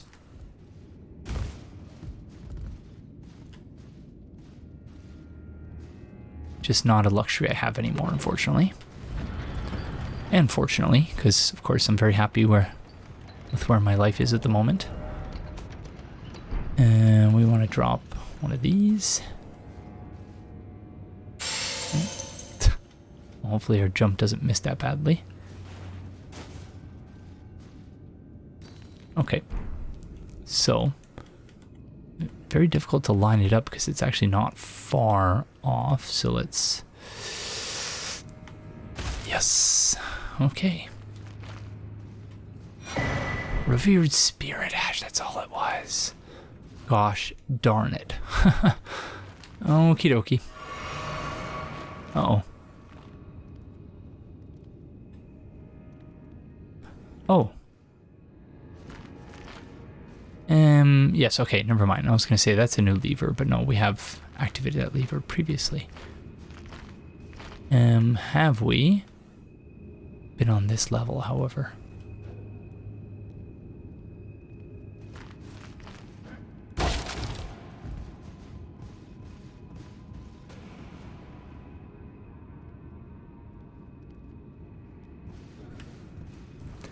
We may need to warp back again.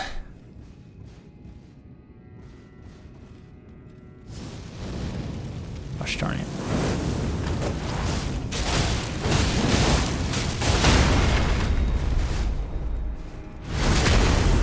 I believe the site of grace is right there.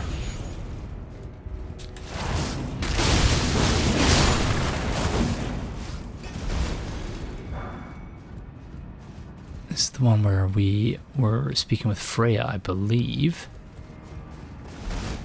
Indeed. Okay. Back to the loft for the, I don't know, 4th time, 5th time. Here I thought we were done with the storehouse. I had no earthly idea. Although I ought to have, given how many items were clearly visible in the distance.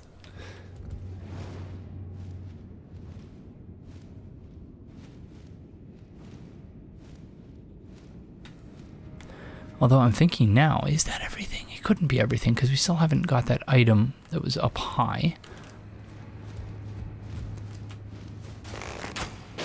I clearly need to reach some sort of higher level in order to access that though, because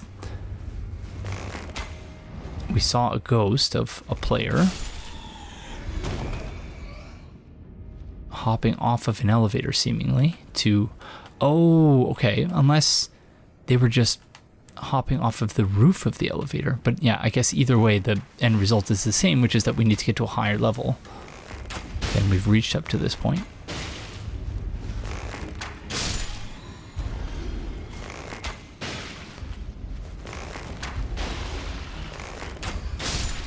Ouch, critical hit by accident there on that bat friend.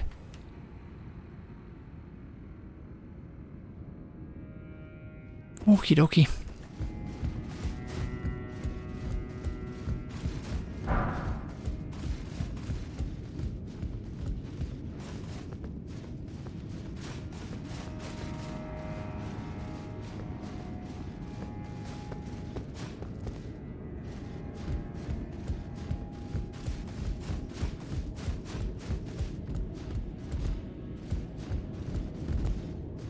Yeah, it's right there.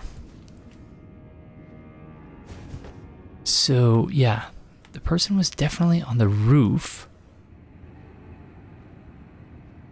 I'm trying to think how you could accomplish that.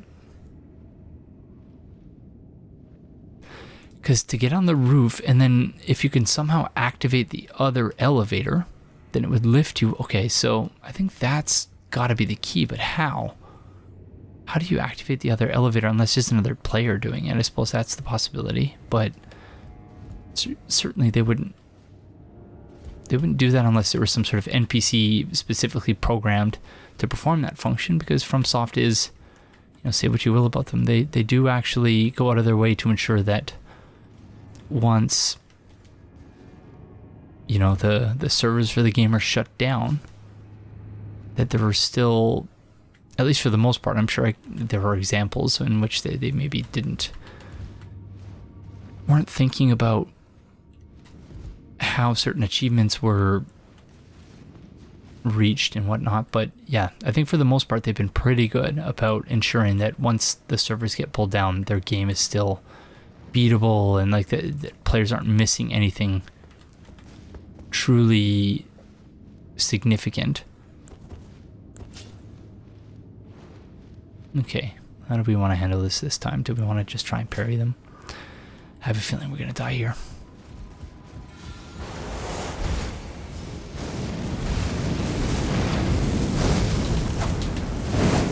Can't parry that.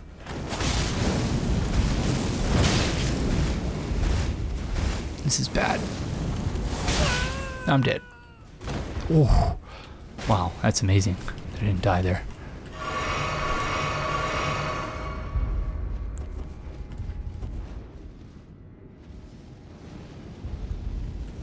Okay, well that didn't work out very well.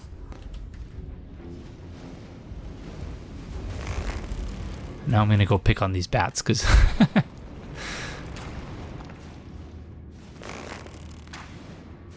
Fire Knight was picking on me.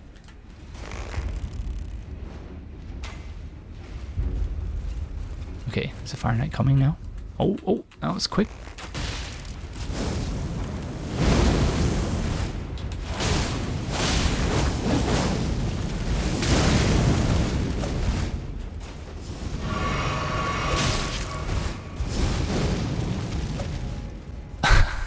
I didn't anticipate them sliding down the ladder so quickly. Fair play, friend.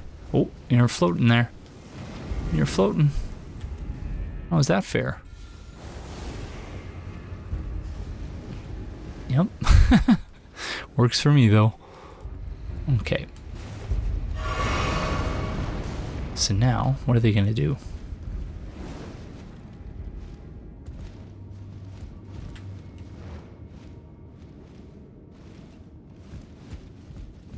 Oh, there they are.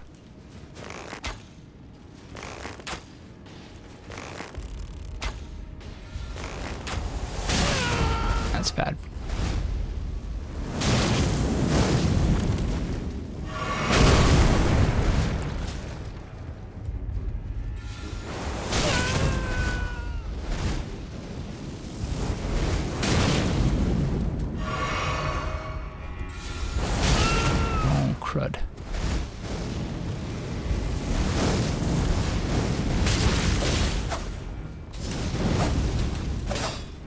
Oh, I'm dead.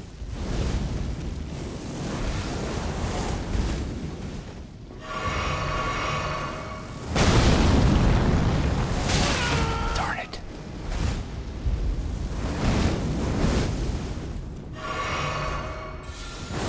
Oh, the cast time for that is so quick. I'll take it.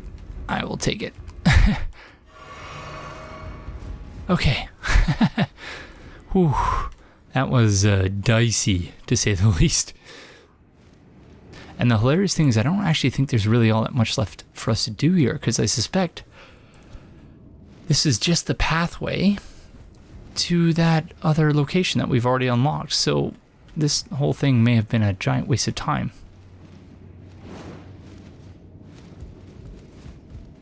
And I'm so frazzled now after all of that, yeah.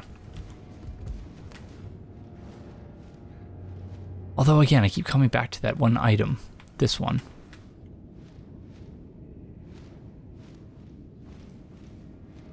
But I'm having a hard time believing there's anything that's actually above us, because...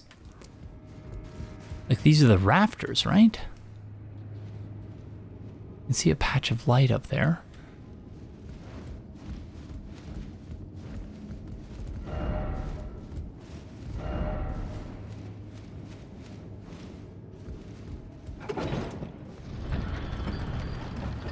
How the heck?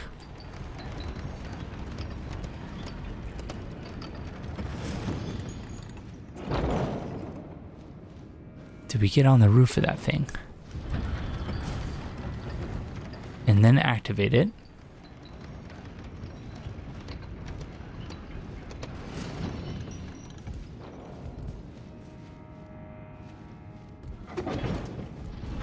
Do we jump off? One into the other.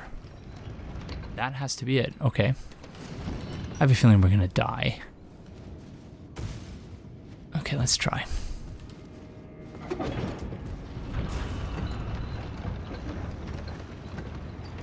Oh, wow. I solved the puzzle. I did it. Fire Knight Hilda. Wow, unbelievable. Ashen remains in which spirits yet dwell, used to summon the spirit of Fire Knight Hilda, a spirit who belonged to the Fire Knights, an order which answers directly to Messmer. Hilda swings a slender greatsword and casts fire incantations. Hilda was a dear friend to Salza the Sage, and joined those who urged that the specimens be preserved. Hilda's ashes were enshrined as a charm to protect the storehouse. You know, to be fair, I never would have figured that out if it wasn't for that ghost.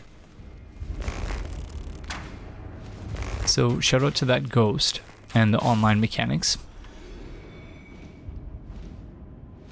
Because, yeah, frankly, I just don't think I would have been able to figure that out, because puzzles are not my strong suit.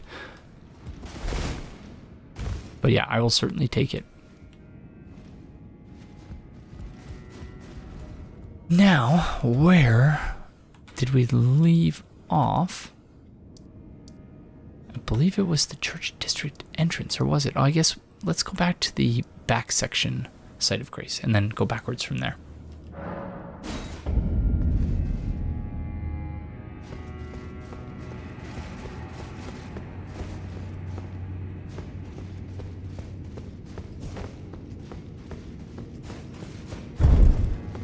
Okie dokes. This will take us all the way back down to the quote-unquote New Londo ruins. / Church District.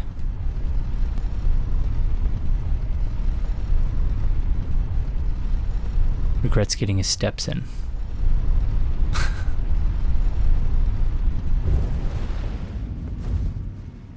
Might as well send this back up. So there is going to be a Fire Knight here. One with these newfangled Fire Knight masks, which presumably just means that they're lower, because the ones with the other masks are those that report directly to Messmer.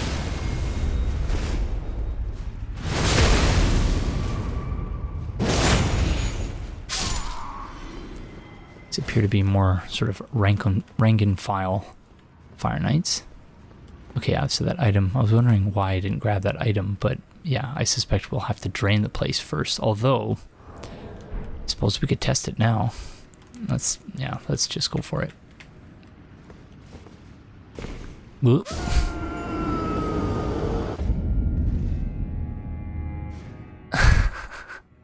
Yep. There's a reason I sent the elevator back up. So, yeah, I suspect we just have to wait until the water is drained. And I say wait, like obviously we're the ones who are responsible for draining it. Okie doke, send the elevator back up again, because who knows how many more times we're going to die.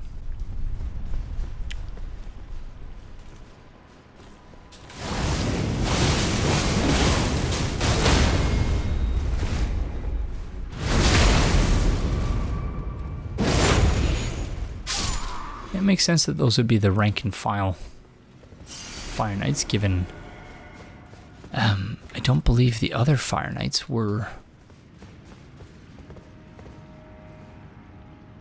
I don't believe we were able to kill the other Fire Knights by simply doing 2 L2s and then 1 riposte. So, yeah, I think that classification makes sense, whereas the ones who have this helmet are those who report directly to Messmer. Okay, so this is the path towards the mechanism. Oh, hello.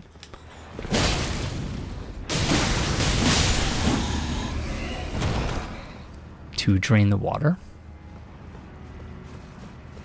Which, you know, I know it's not actually supposed to be another New Londo. I do feel as though New Londo was a bit more problematic. But maybe that's just because, you know, that was my first Souls game, Dark Souls 1, that is. So maybe that was just, gosh darn it, my memory of the game and its various areas is inevitably shaped and informed by the fact that it was my first Souls game, and that, you know, I was not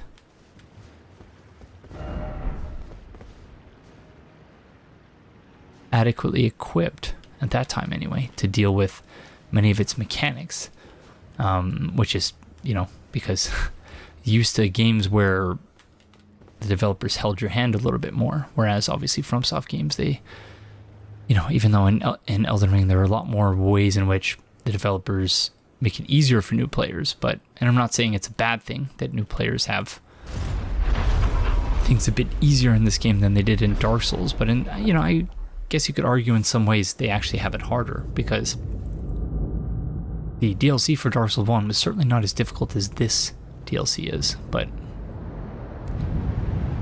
And again, much like in New Londo Ruins, where you flip the switch, we get a cutscene of the water draining. Oh! So will this have consequences for the low-lying areas in the world?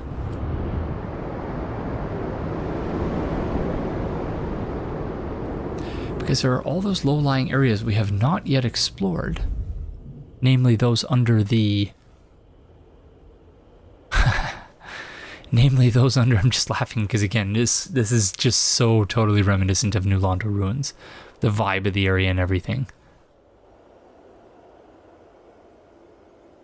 Very cool.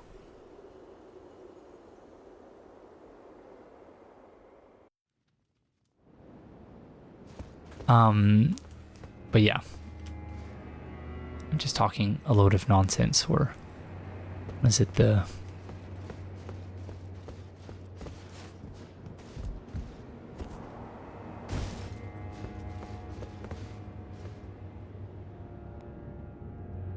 Okie dokie. Question is it worth jumping down here? There is an item there that looks like a minor item. But there's also a bunch of other stuff back there. I suppose we could always just go back to the Site of Grace, and then, because this is just one Fire Knight away from the Site of Grace, so it's not a big deal if we have to head back in this direction again.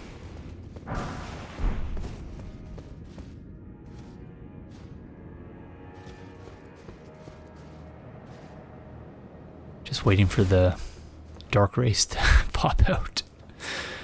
For those who haven't played Dark Souls 1, after you drain the water from the New Londo ruins, the Dark Race sort of pop out.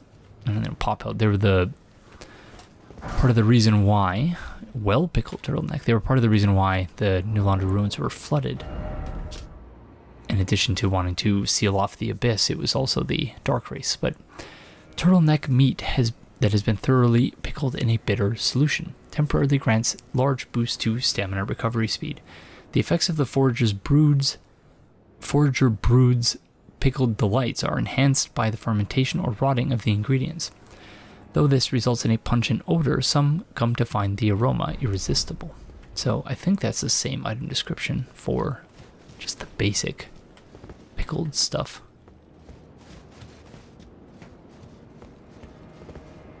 Is that the room we just left?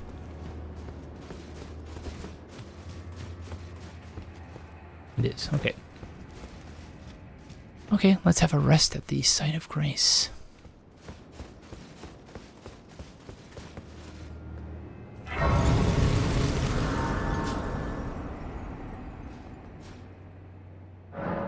Sunken Chapel. I love a good descriptive name, but let's head back to the storehouse back section so that we can see if we can grab that item. I suspect the item will, because the water has drained it, it's on the floor, but it's not where it previously was, but it's worth double checking.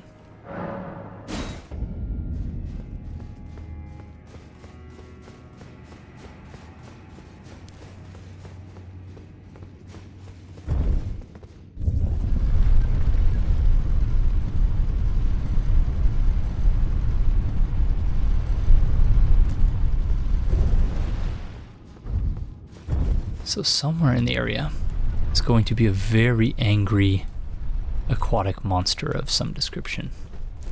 Oh, so the item is still there.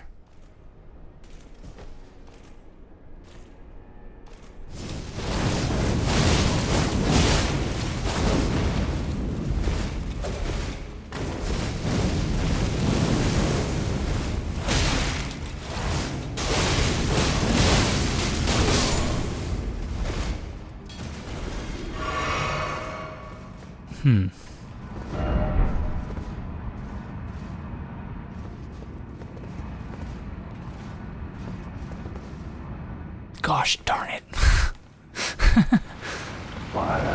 Uh-oh.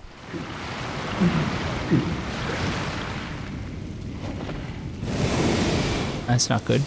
Uh-oh.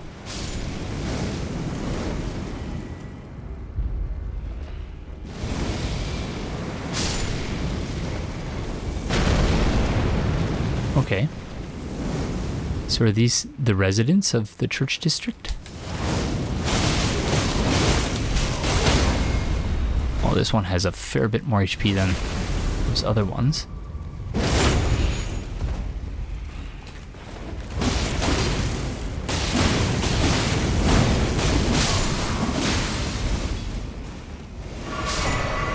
Oh, Death Mask Helm. Oh, okay. So he raised those from the dead. Okay, that's... yeah. Unpleasant. Sacred Seal of the Fire Knights, who answer directly to Messmer, the Impaler. Enhances fire incantations of Messmer. The emblem of Messmer's army depicts a golden ring and the fire of his sacred seal. Helm of Wego, Elder among the Fire Knights. 2 warped death masks stacked on top of one another. Or stacked one atop the other. Reduces FP used to summon spirits. Gnawed at by loneliness, the old man turned his attention to the spirituality of Messmer's flame, using it in a rite of resurrection.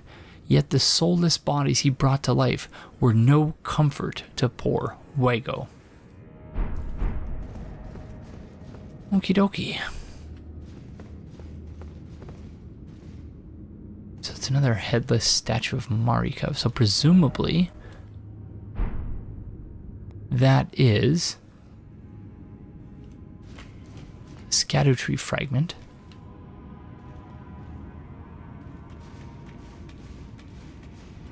What a mess this place is, but I suppose it's more or less what you would expect from an entire district being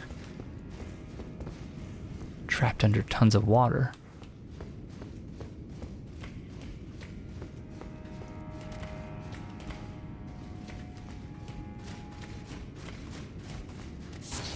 I suppose you'd expect a bit more mold, but there's definitely algae here.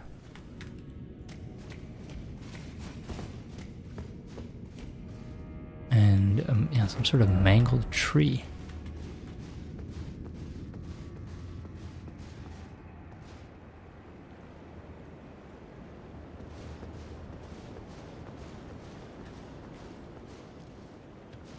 Yeah, this is the initial area, I believe, where we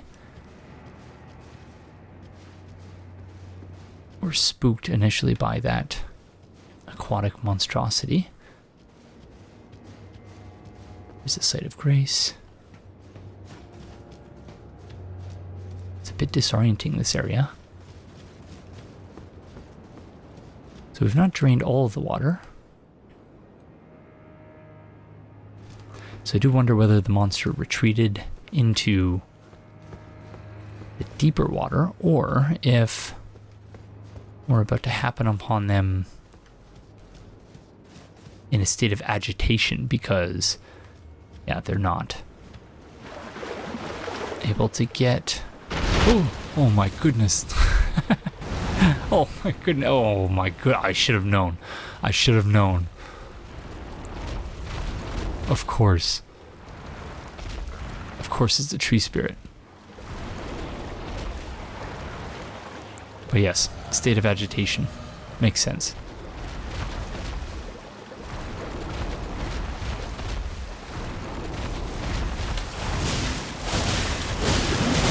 Ouch.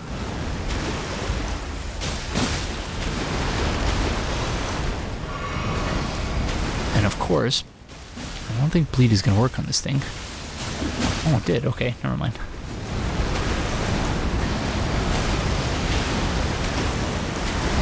I never actually learned to fight these things in the base game. I always just relied on the brute strength of the greatsword. Panic dodges. Ooh, okay. I don't think I ever fell for that previously, but first time for everything. Oy.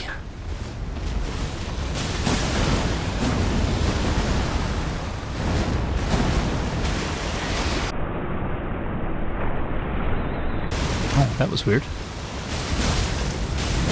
The game just jumped several frames.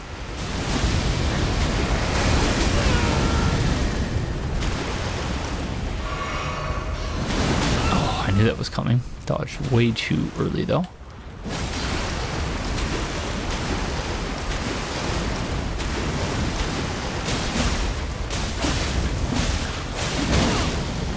Big deal. Oh my goodness.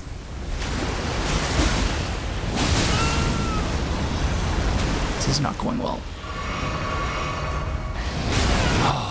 Waited too long. I knew it was a bit delayed, but not that delayed. Yes! Wow. I don't think I deserve that, but I'll take it. Mantle of Thorns. Sorcery of those who abandoned the practice of incantations after devout faith rewarded them with only despair. The caster wounds their own flesh using impenetrable thorns grown from the Scadutree, which then cover the body entirely. Once covered, dodge rolls will damage enemies. The image of this misshapen Scadutree is an edict. Spurn all that exists. Wound all that exists, for we have been abandoned. So that's very reminiscent of Kirk from Dark Souls 1, whose armor, yeah, had that very effect. rolling, causing damage. And if I recall correctly, it was similar thematically as well. Like it was about abandonment and yeah, but I don't actually recall, so don't take my word for it. But let's have a rest at the site of grace. Am I going in the right direction? No.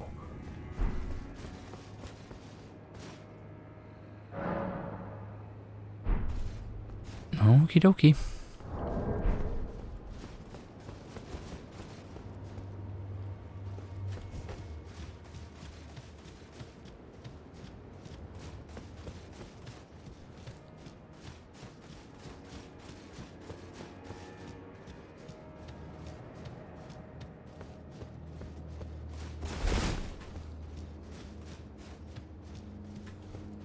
Okay, so there's that pool of water. Apologies, I'm just orienting myself once again. So there's nothing in this direction, in other words.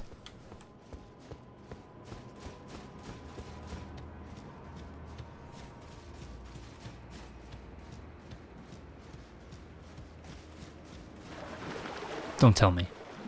Okay, I was hearing the sound of my own footsteps. I was thinking that another ulcerated tree spirit was about to pop through the ground. I was going to say, don't tell me that it's an infinite spawn.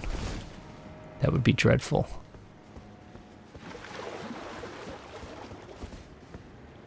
Oh, dreadful frame rate here. There's an elevator there.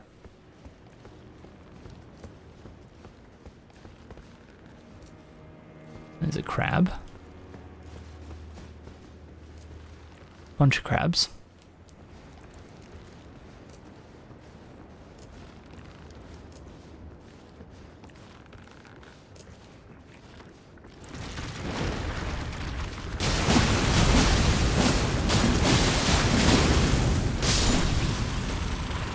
I was hoping we didn't have to fight them, but looks like they'll be difficult to get around. Oh, that one is feasting on a rare item shiny, so looks like we do have to fight them.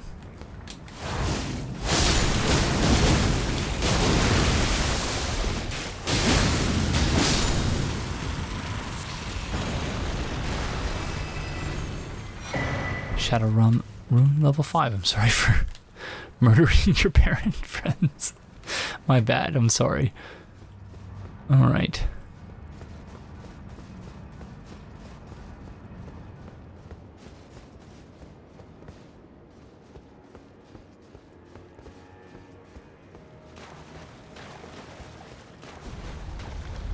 No, not again.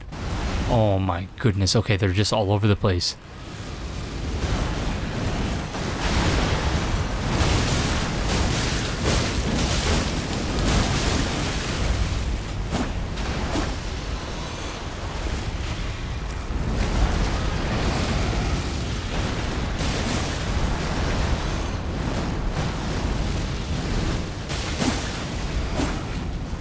Not my favorite area thus far in the DLC.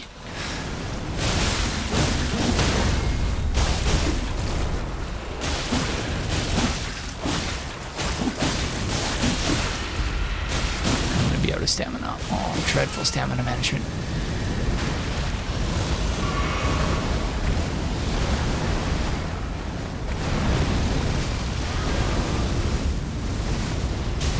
Can't see anything.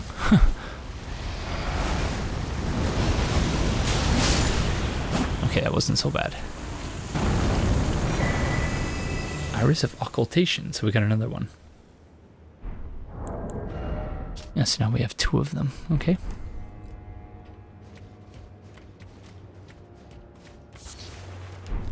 Okay, that's 2 down, so I suspect if there's 2, there's probably going to be 3.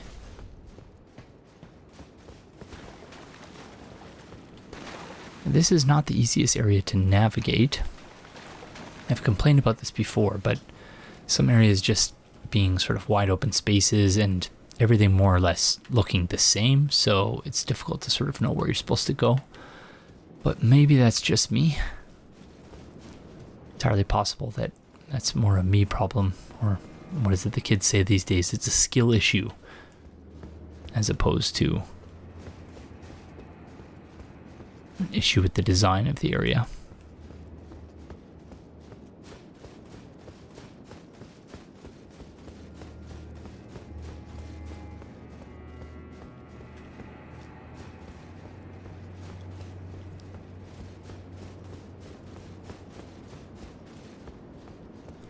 Okay, I think the elevator is the next thing.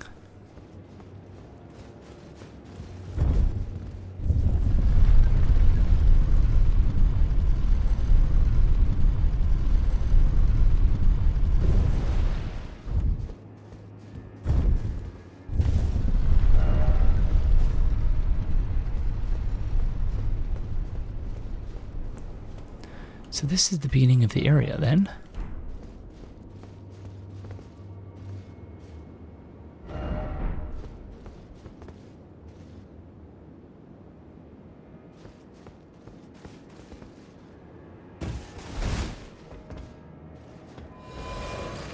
Thanks for the rating, friends.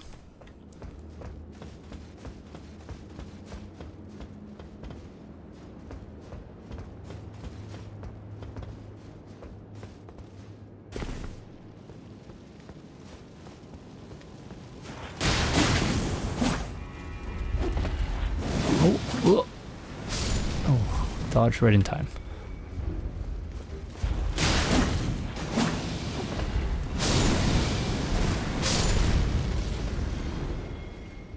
Those friends are being raised by one of the Fire Knights.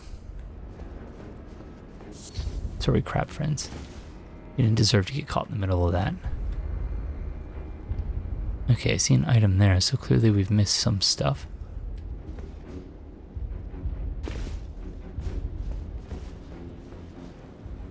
This is that church where we were previously.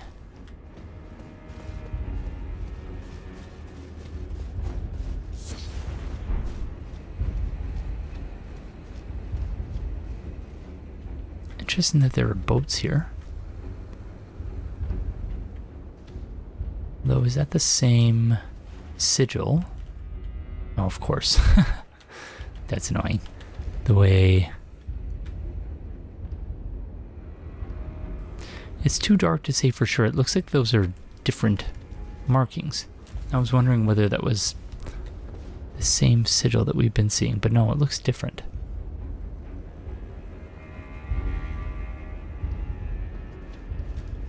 So that would seem to be something other. So this is the one I was talking about.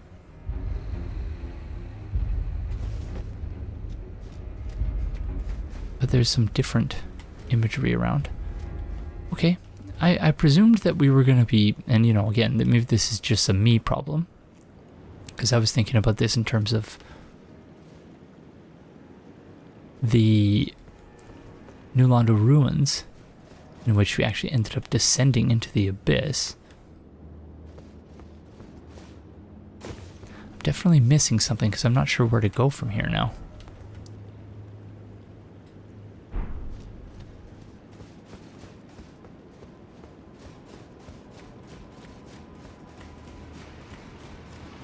I do suppose we need to go... What the heck?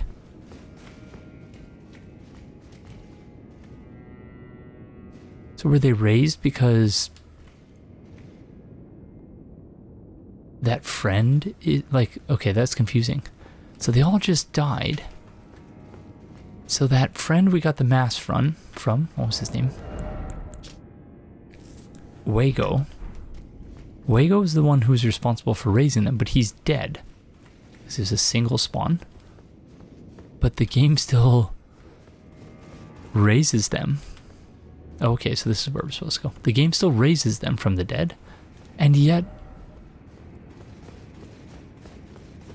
Yeah, when you get closer, the game realizes, oh wait, Waco's dead, so they should be dead too, so then it kills them all?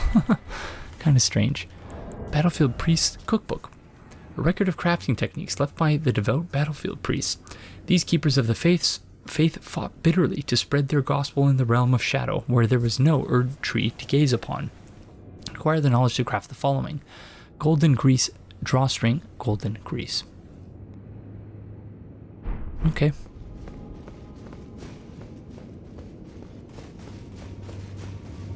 Nothing new there, I don't think.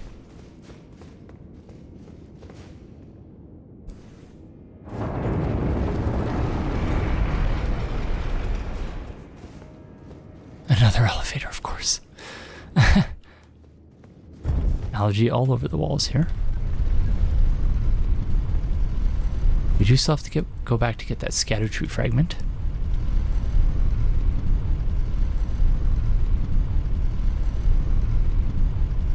But yeah, maybe we are going to the Abyss. Or maybe the whole Shadow Realm is the Abyss, as I suggested could be possible earlier. I don't know, but just throwing out possibilities at this point. Oh my goodness, this certainly looks like the Abyss. The chasm into the Abyss.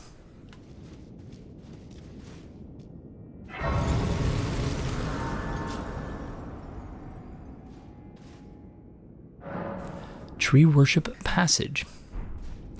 Okay, we have to go back and get that item, unfortunately. So let's go back to the storehouse back section.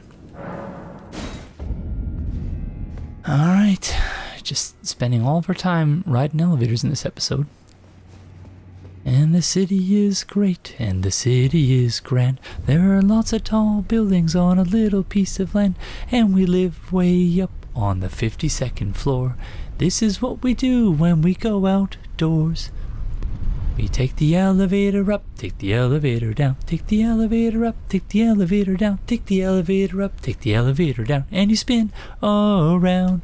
Take the elevator up, take the elevator down, take the elevator up, take the elevator down, take the elevator up, take the elevator down, and you turn around. I need to do something to keep you all entertained while riding elevators constantly. That was one I owe my daughter for.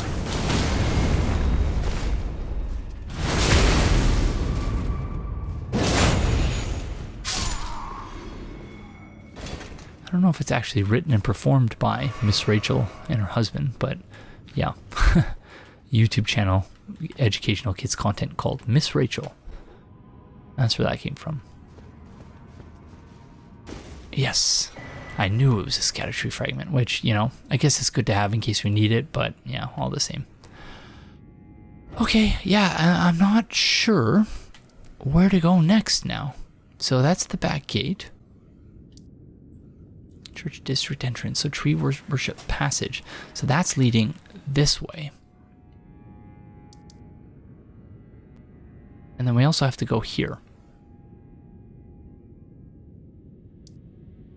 You know, this is where we started the episode thinking that we were going, so we might as well go here. Let's have a look.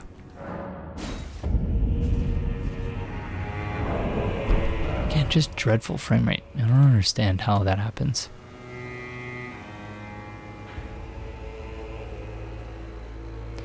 Yep, so I'll head this way, number 2.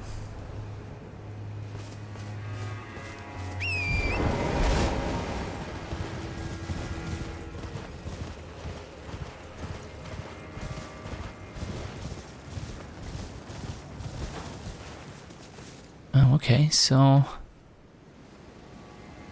all sorts of marionettes here, which implies some Karian presence, I want to say.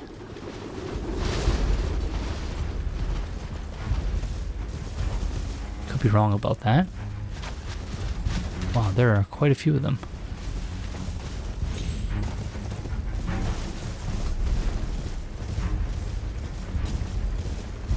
Beautiful church, but as you might expect, quite run down.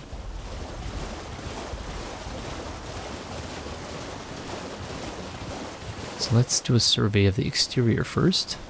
Wow, there are so many marionettes here.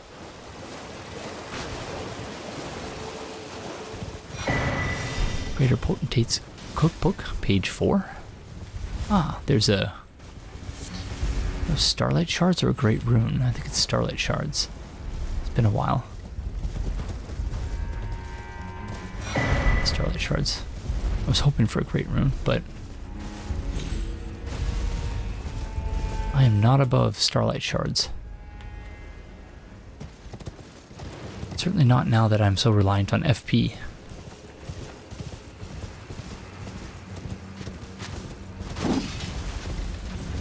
Why is this one part blue?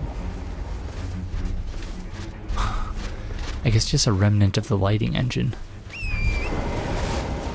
Kind of strange looking though.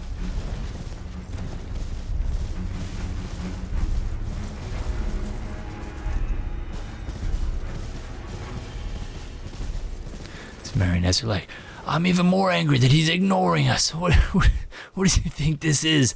There's so many of us. Why isn't he intimidated? I don't get it.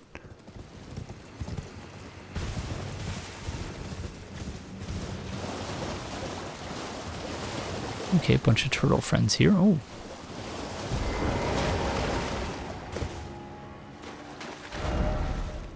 Oh, okay.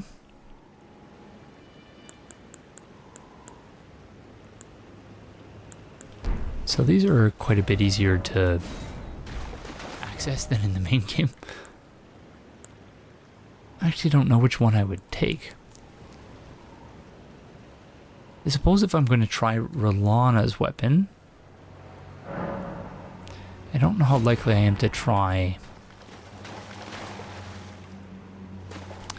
Messmer's weapon. So let's go with Rolana. Okay, there was a back entrance there, so let's go. I don't mind picking these things up as though I'm ever going to craft things. Okay, we can't attack here. That's interesting.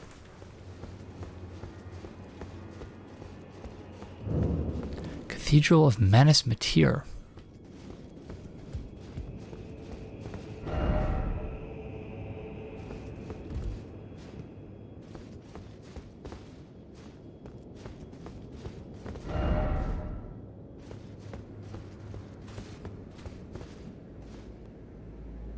Oh, we saw this person in a loading screen. There's a site of grace there. Or is there? Yes. Oh, of course it can't open from the side. But why not?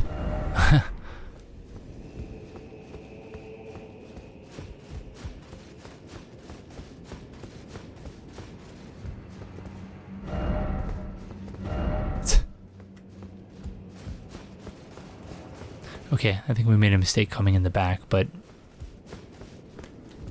And does it really matter? Yeah, let's go sit at the site of grace first. I'm scared. So I suspect maybe there's some sort of story thing that will happen where we speak with her in there and then we're directed to sort of head outside to the graveyard or something. I'm not sure. Actually, let's go in this direction because... Curious that they wouldn't let you open from that direction.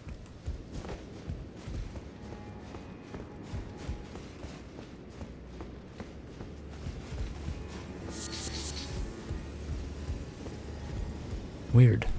Little corner here. And another one here.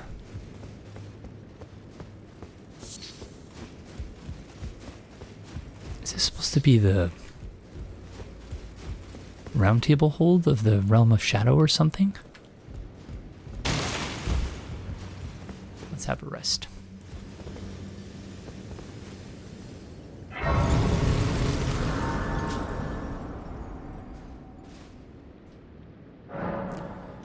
Cathedral of Manus Metyr, as the title card said, so let's go speak with our friend, whoever this is.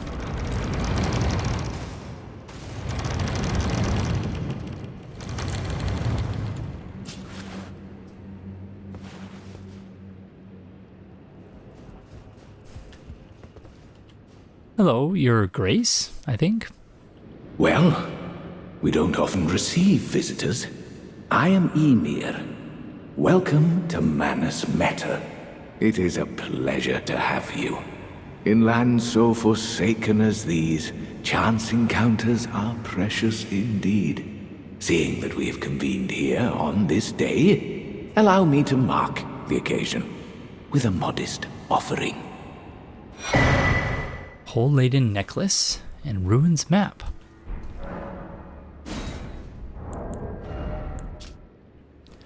A pale blue necklace made from a thin, elongated stone hollowed out from the inside. Use at a hallowed ruin to sound a hanging bell. It was a teaching of Count Ymir. The fate of the one who sounds the hanging bell will be guided by the stars. Simple old map, faded and dirty, acquired from Count Ymir, High Priest, indicates the location of a hallowed ruin. I only wish to be of service. Sure. Okay. Again, these maps, they need to give you the ability to zoom in.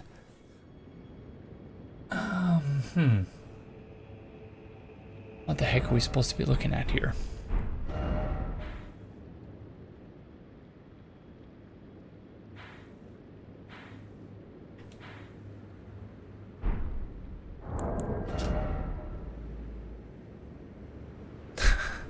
Yeah, I have no idea.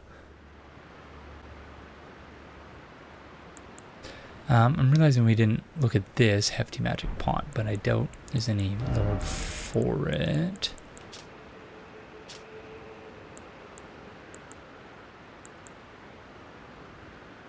Yeah, nothing. Okay, thanks, friend, I think. The map I gave you charts the site of a hallowed ruin. It is said that after sounding the hanging bell there, one's fate will be guided by the stars. I only wish to be of service, to help those who fight for their purpose. I'm not mistaken, am I? I can see it in your eyes. You are a fighter. You can see it in my eyes, friend. Are you sure about that? Is something the matter? I've given you a map to the hallowed ruin. Oh, I suppose you expect a lesson of me, do you? I know the feeling. Those with purpose are nothing if not ravenous. For power. For truth.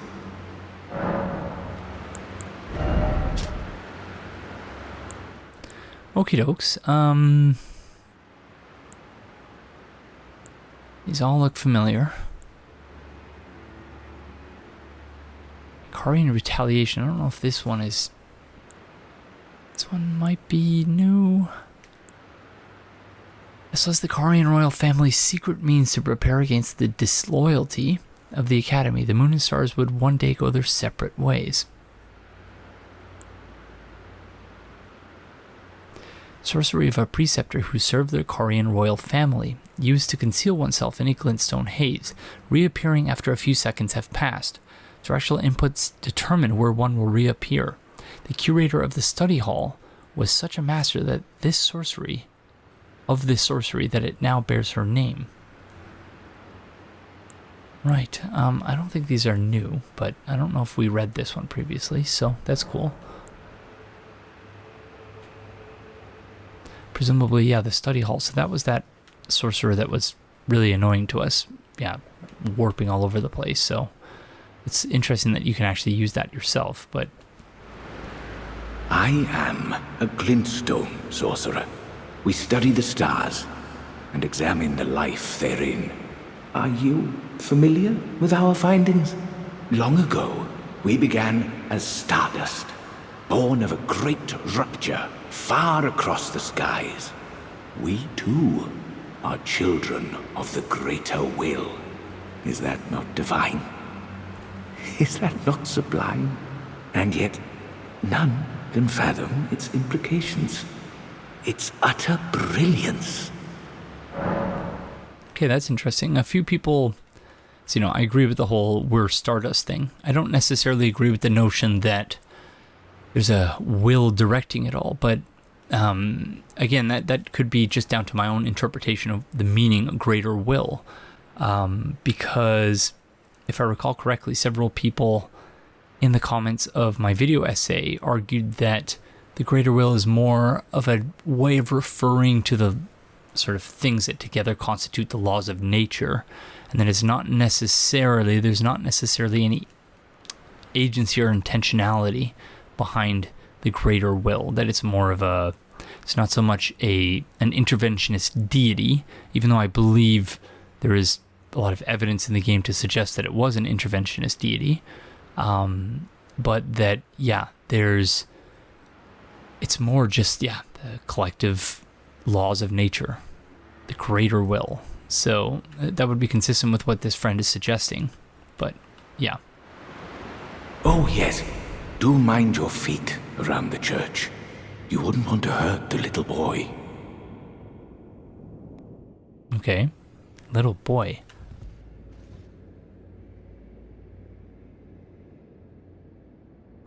Okay, so at some point, there seems to be a confrontation here.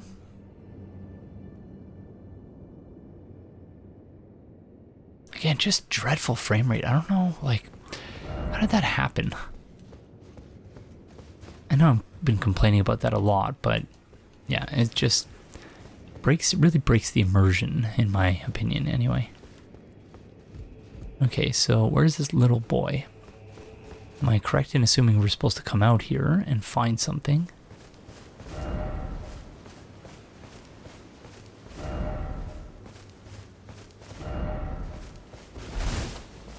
Oh, examine. Oh, Yuri, beloved child, taken before his time.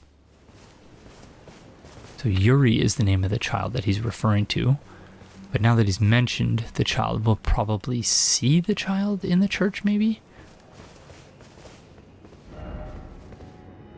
Oh, Yuri. Everyone's referencing beasts, so this guy's going to be the cleric beast or something. I don't know. And indeed, all of the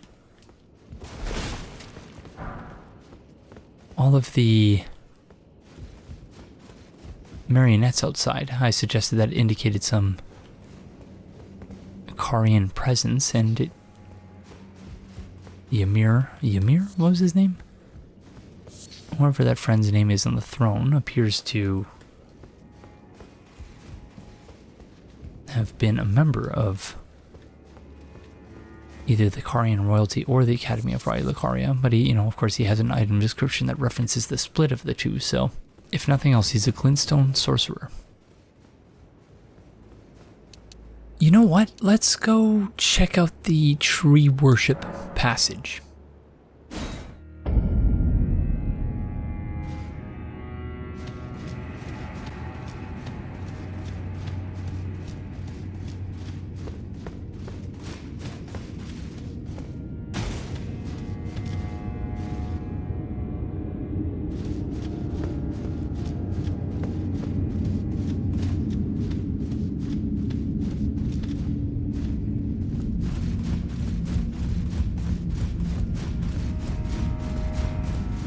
So we have a Marika statue here with what is presumably a Scadutree fragment.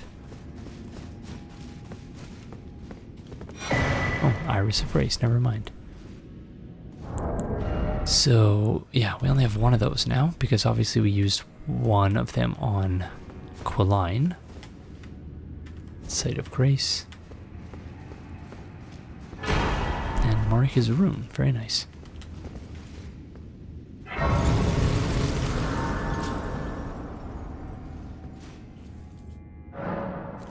Tree worship Sanctum.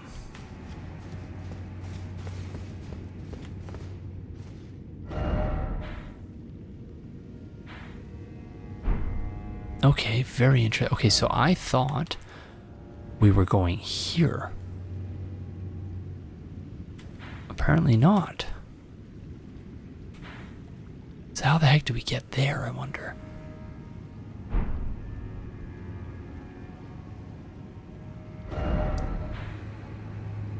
Huh. Okay, this is going to be Scarlet Rot or something, isn't it? Scadutree Base. Okay, it's not. Not poisonous to us. I thought we were going to be able to pick those, but clearly those are dead. I am going to want to try and get a potential thumbnail image here, though. So, excuse me for 1 second. So yeah, not sure the heck we're going to find here. It's supposed to be a tree worship passage. So this is seemingly a location where people come to worship the Scadutree. And this gold stuff that's leaking from the tree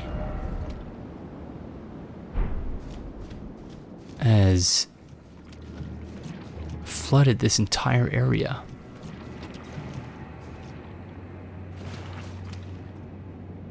Even these remnants of the tree seemingly here are oozing this gold stuff.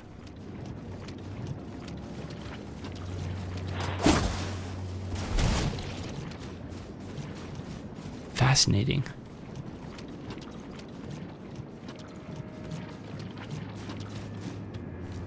It's a place for worshipping the Scadutree, but there don't appear to be any worshippers other than us. So, what is in this direction? Nothing, it would seem, except for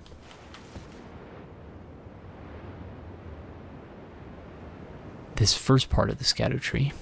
I'll use my bow so you can see what I'm looking at. The first part, and then the second part is here. Are there actually 3 trees in one? It's very difficult to tell because we're at a very odd perspective here. Or we have an odd perspective here, I should say.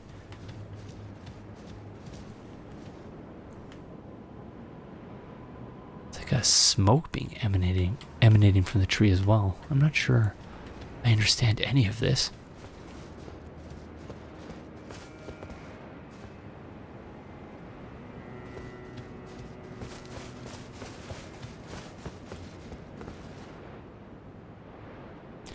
The roots go down to what appears to be basically the base of the planet, world, whatever, however you might describe it. Thanks for the rating, friends. I guess those do kind of look like fingers. I'll give you a rating for that.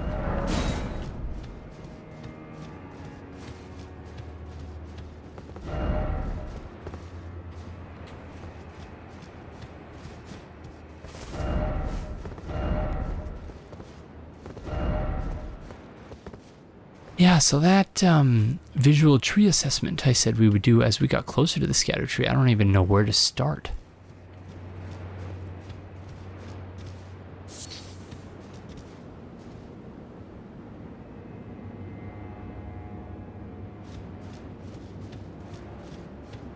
Because, yeah, we can't see whether there's fungus or anything on the bottom just because it's just there. And the roots stretch so far down that we just can't. It's impossible for us to actually assess the roots, or the base of the tree, I should say.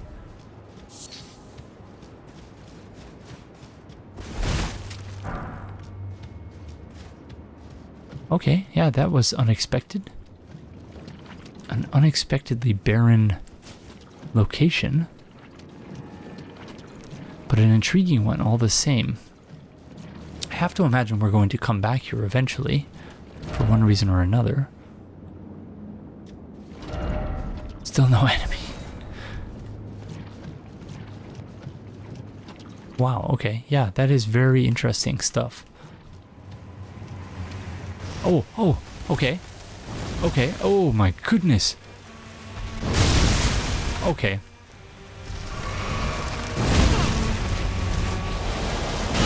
Oh wow, okay, I'm not doing well here. Oh, there's the thorns.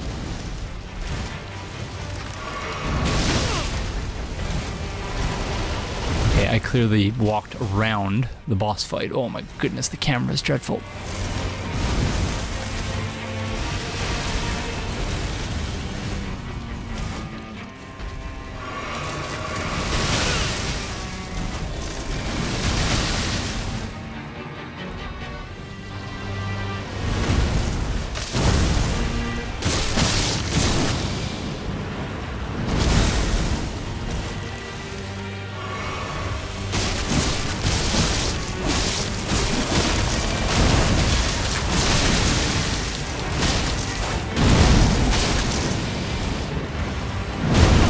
Dead. Ouch.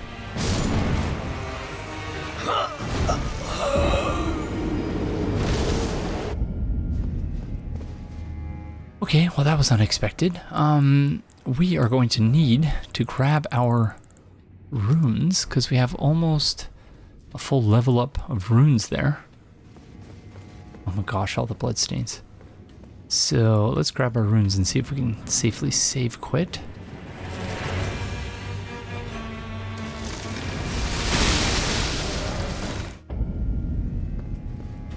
Okay. So we need 277. And this gives us 80,000, so might as well use, we have 2 of them, so no reason to hold on to it.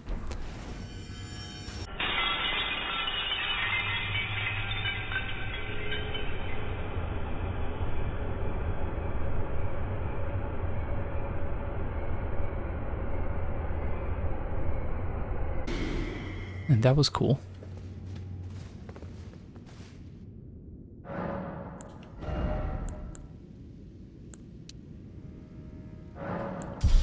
I think once we get mine to 30, we'll start pumping levels back into Dexterity and Arcane. No reason to stop at this point. We do have 17,000 runes, but that's fine. So let's just give it another shot. Or do we want to... Should probably put on some of our boss armor. Just that we get a bit more defense.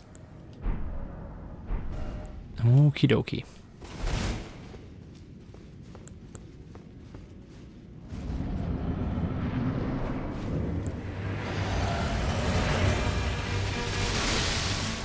Ouch.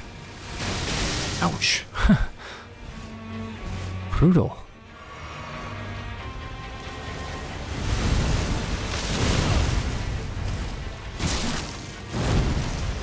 Presumably the sunflower is the weak part. Oh yeah, definitely the weak part. Good luck hitting it, I suppose.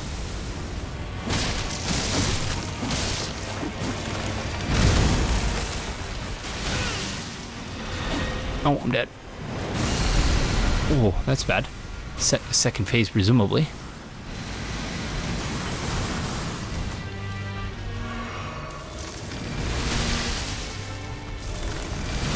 Cool, boss. I really like this aesthetically and in terms of the mechanics and whatnot. Oh, although it hurts quite a bit. Okay, let's finish you off, please.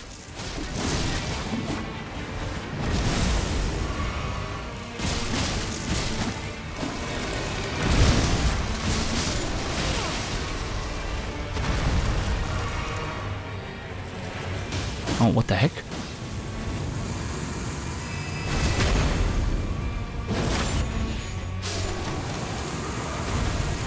That was weird.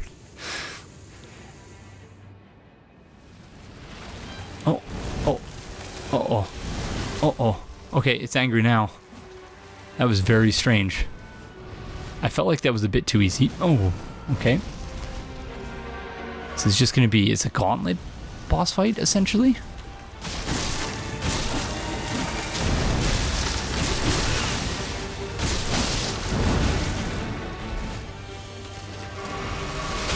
Ooh.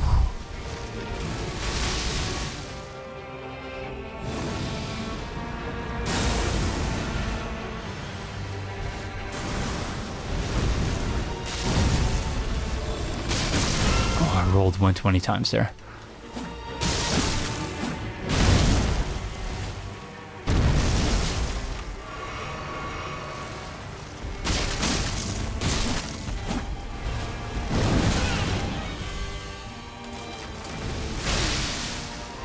Very slow to dodge there and too quick there.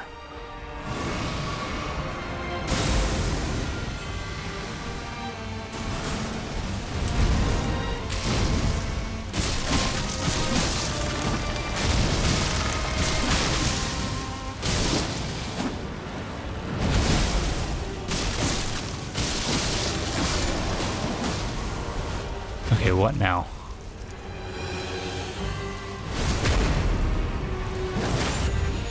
I have a feeling we may be missing some sort of key item or something that will allow us to actually defeat them.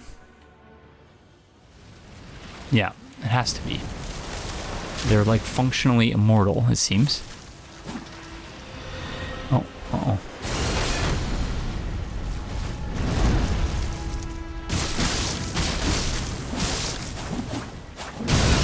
Ouch. Unless it just has 3 phases. Oh, gosh darn it.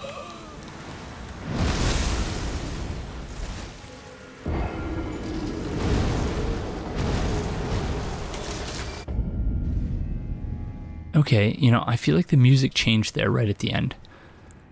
So maybe we just need to defeat it 3 times? That would make sense.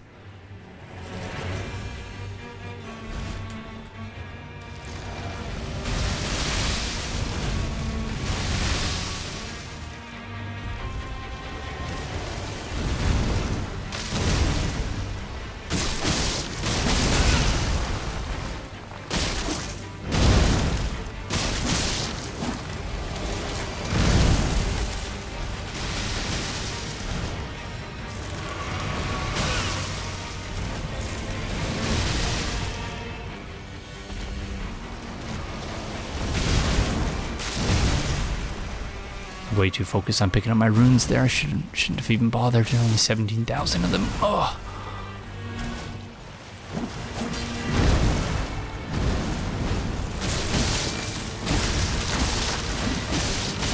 You don't do nearly as much damage by attacking the base.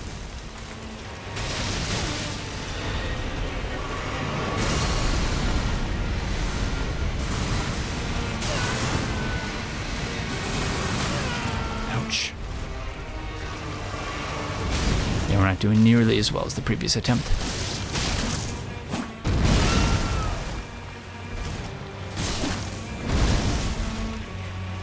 I never thought I'd be fighting a sunflower.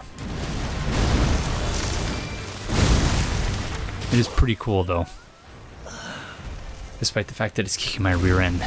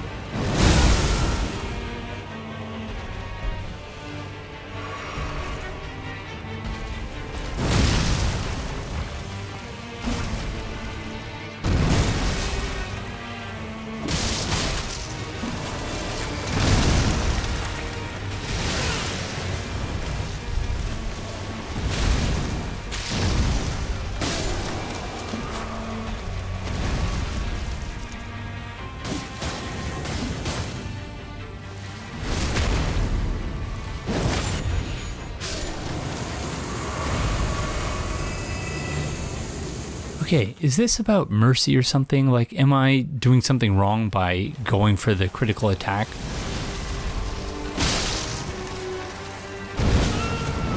thought I dodged that.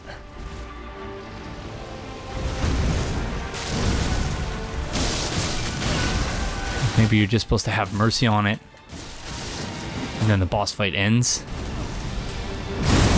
That's a grab attack, actually. I did not realize that until now. Whoops.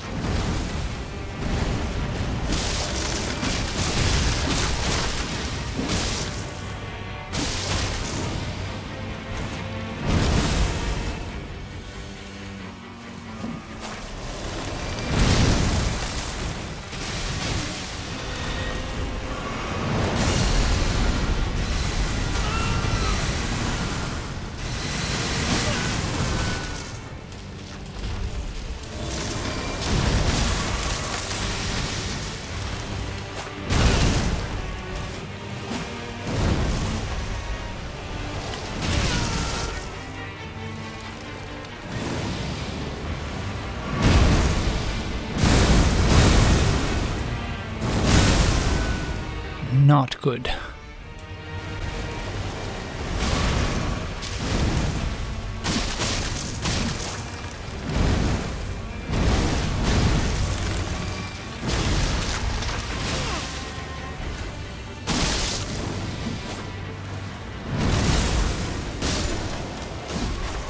Okay.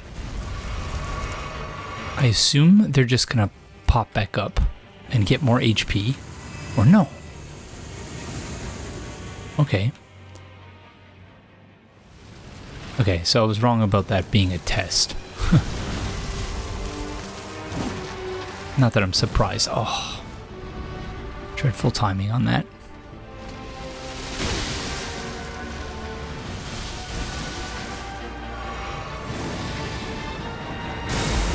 Funny, that first fight, I felt like we did pretty well. We've only been regressing since then. Oh gosh darn it. I guess because I'm going by instinct and feel more than I am trying to time it. And then when, you know, as time goes on, you're trying to time it better. And you eventually...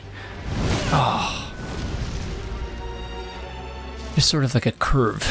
You get worse and then you get better. Oh my goodness.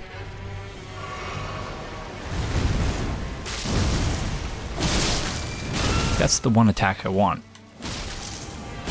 Then you just get several uninterrupted hits. You can do crazy damage. Ouch. There it is. Oh, was not expecting that. Okay, so there goes my theory about the mercy thing.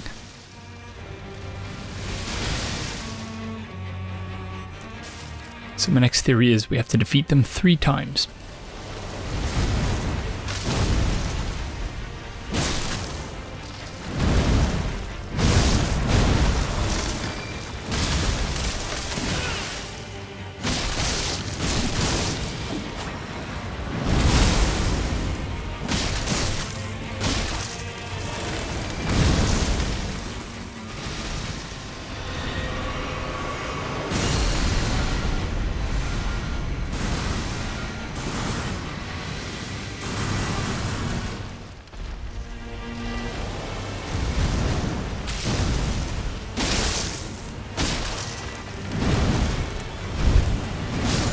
Okay, that's one. That wasn't bad. Oh, come on.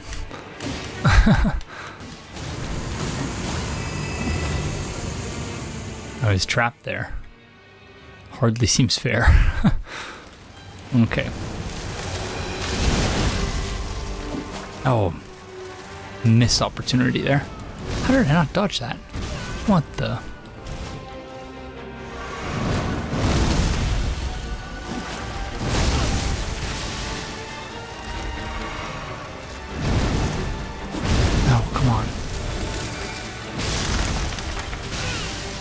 I'm not doing well here, friends. I apologize.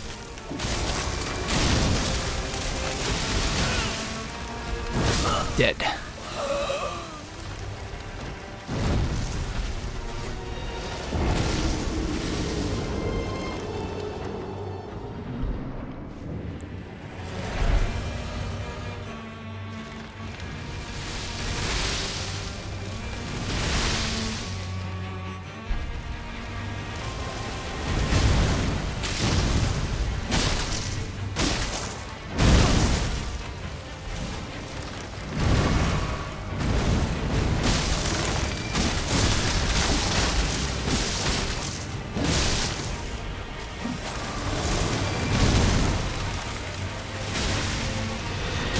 Uh-oh.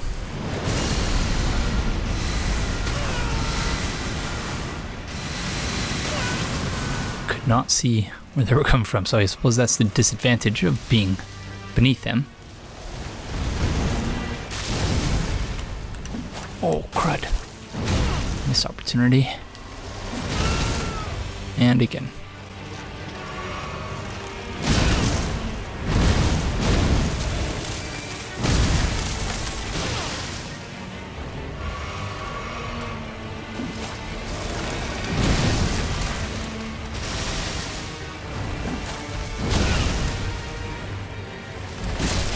missing opportunities to hit it right in the sunflower. Oh, not doing well. Okay.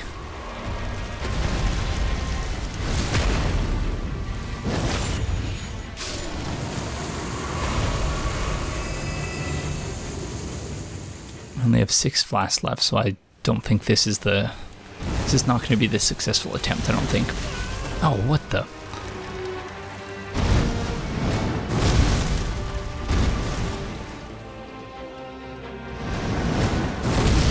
We dodged all 3 of those for once. Oh, come on, but I'm missing very simple hits. Oh, I'm dead.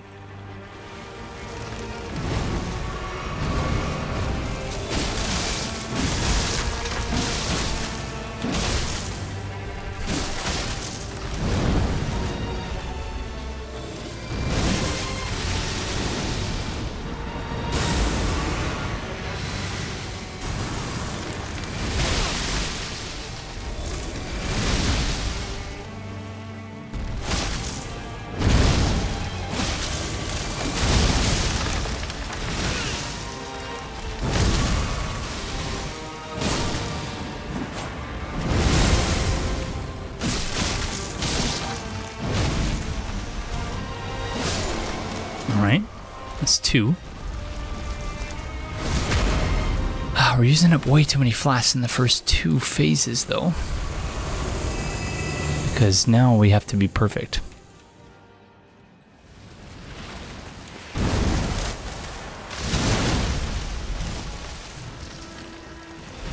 Okay, that's new, I think. Ouch.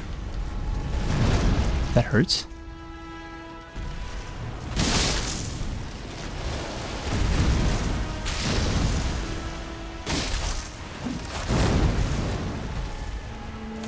The music is definitely different, so... I do think we just have to defeat it 3 times.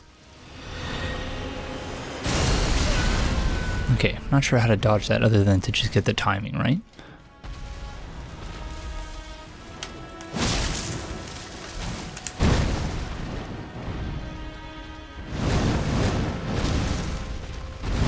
Oh, too late.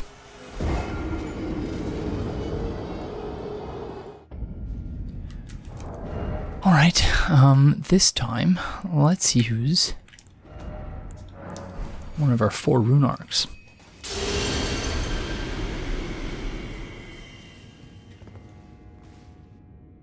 Maybe that will help.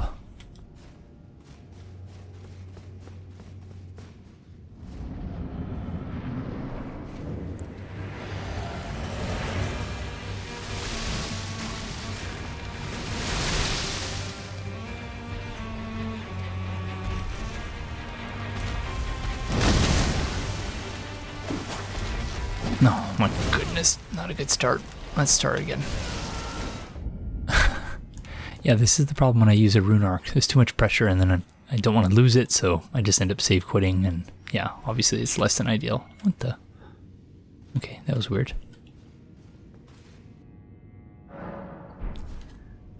That reminds me, I meant to check in the church district whether you get runes every time you walk past that spot where those friends have been raised from the dead, but then they realize that that guy's not alive anymore. Yeah.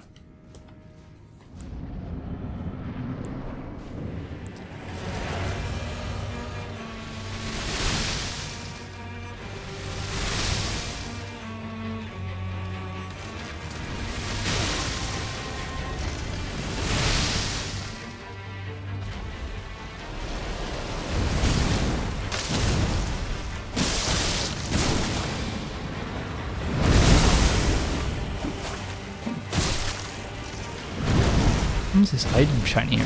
What the? Oh no, I'm dead.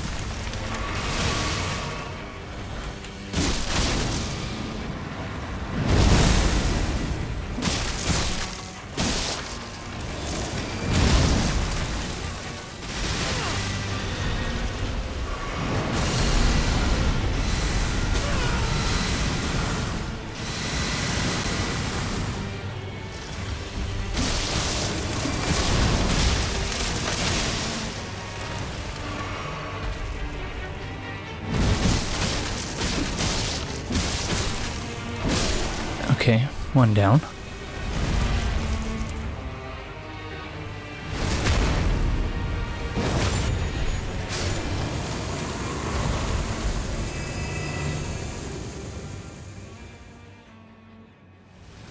Oh no, really, Astora's waking up.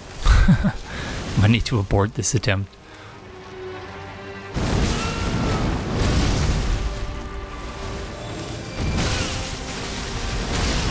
Oh, that's bad.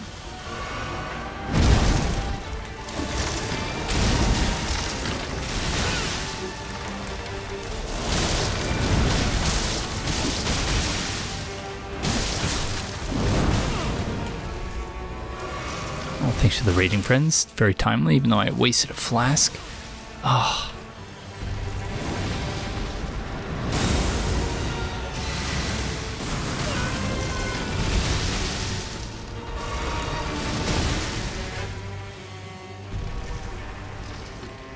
The second phase has not gone well.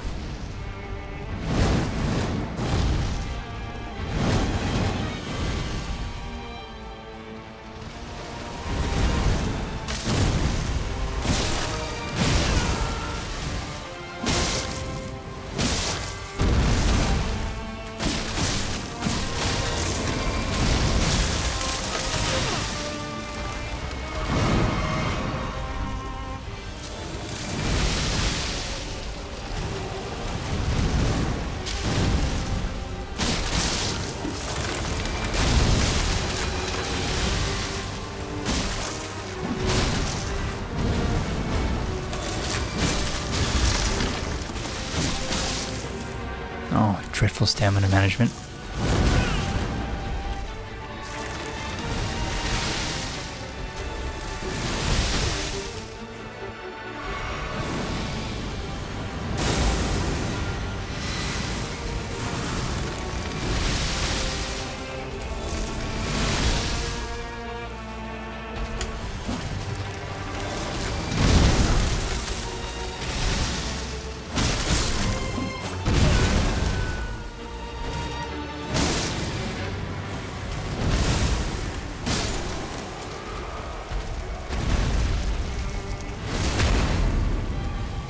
Yeah, I don't think 4 flasks is going to be enough for the third phase. We're not good enough at avoiding damage yet, but let's see. Make that 3 flasks.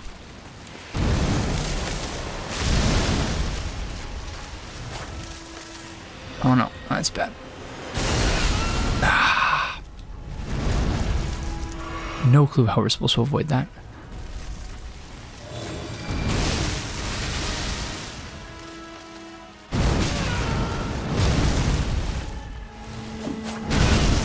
Oh, I'm dead. Oh, crud.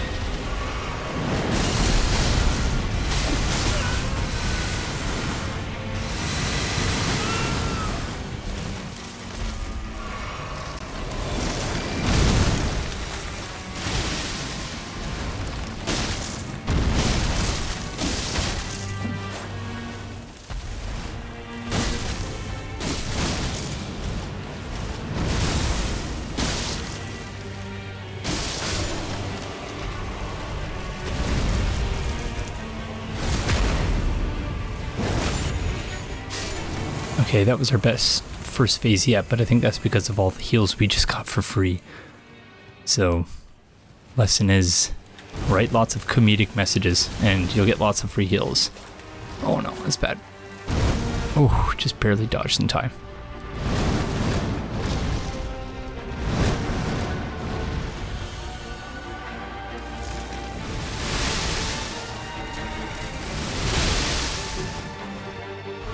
Yeah, dodging is tough in this one because the frame rate is so variable. I feel like it makes it very difficult to dodge in time.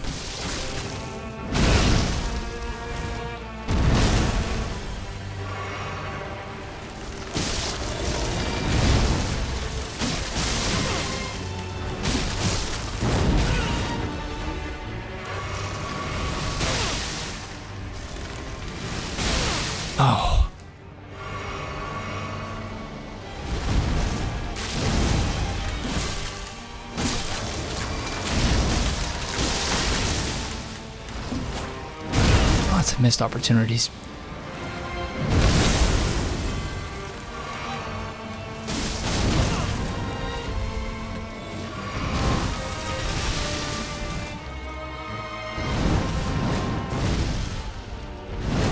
We always end up with 4 flasks at this point. Second phase has not gone well. And we're gonna waste another rune arc.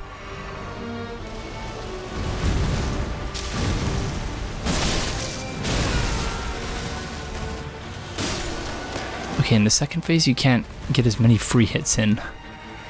I'm realizing now. When they do that double whirlwind attack.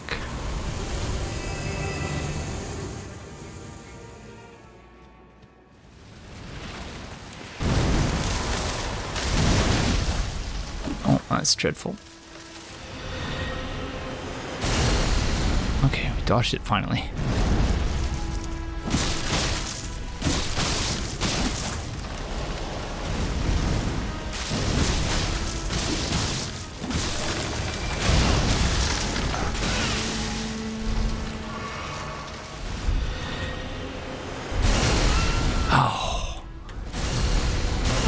Oh my goodness, okay. There's different versions of that attack apparently.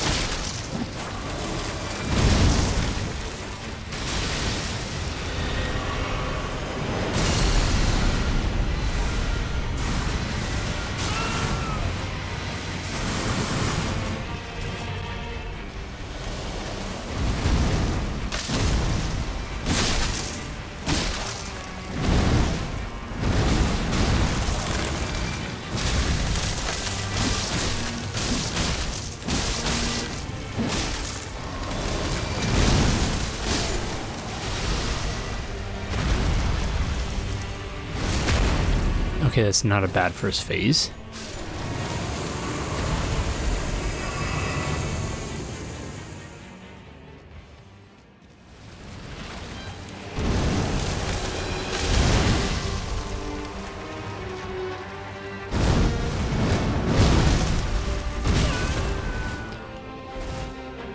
Did not have enough time to prepare for that second attack.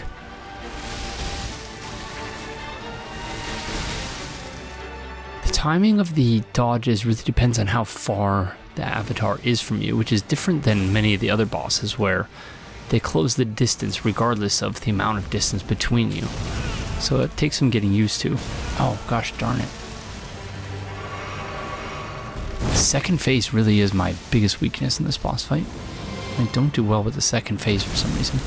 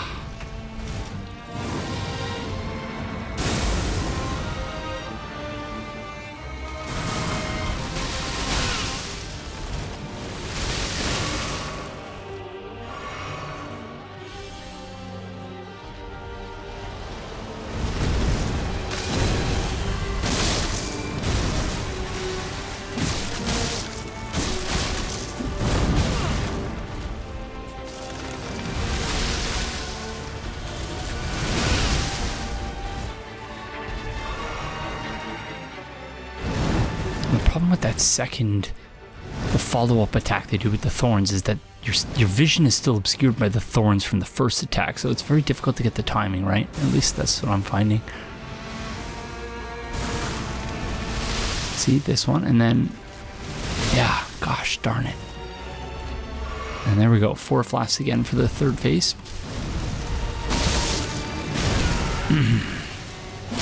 If that.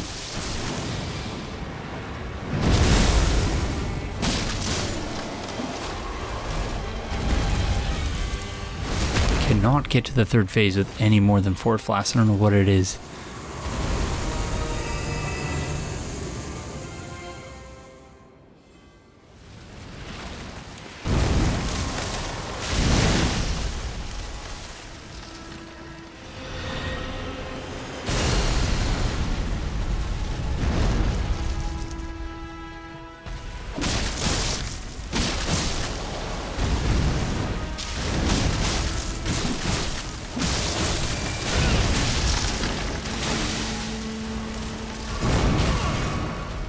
Bad.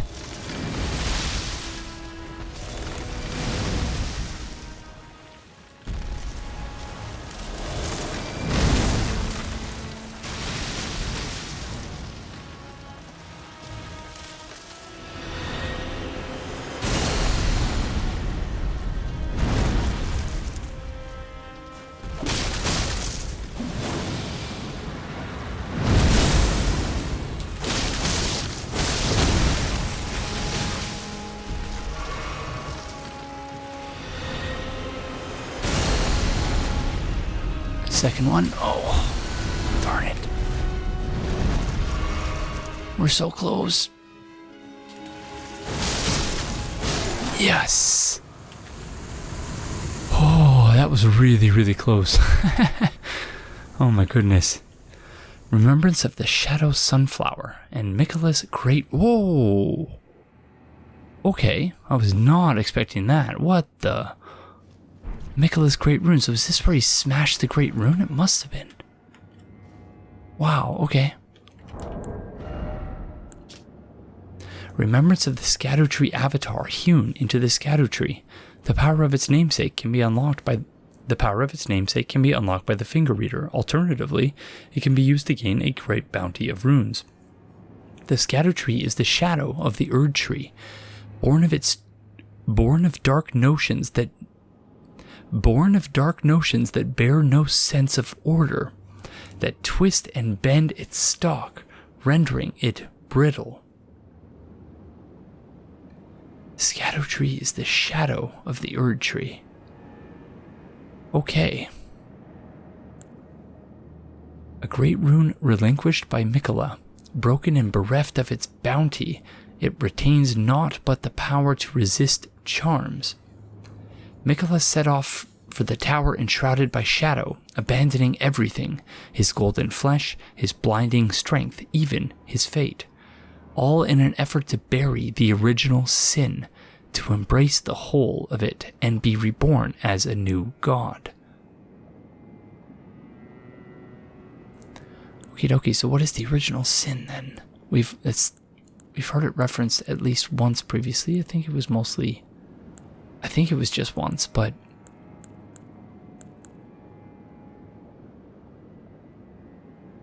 wow, okay.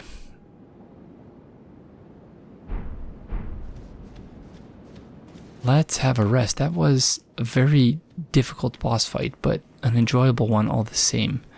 Very reminiscent of the Elden Beast boss fight in some respects.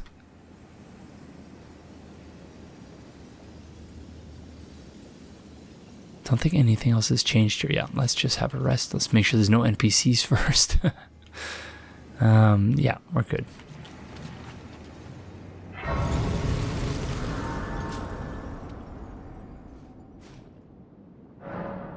Scadutree Base. Okay, let's get changed back into our usual gear. Okay, looking good. Okay, let's head back to the Roundtable Hold.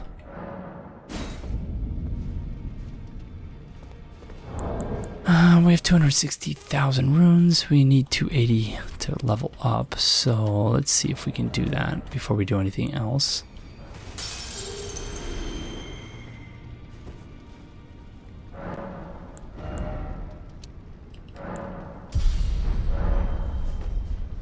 Okie dokie.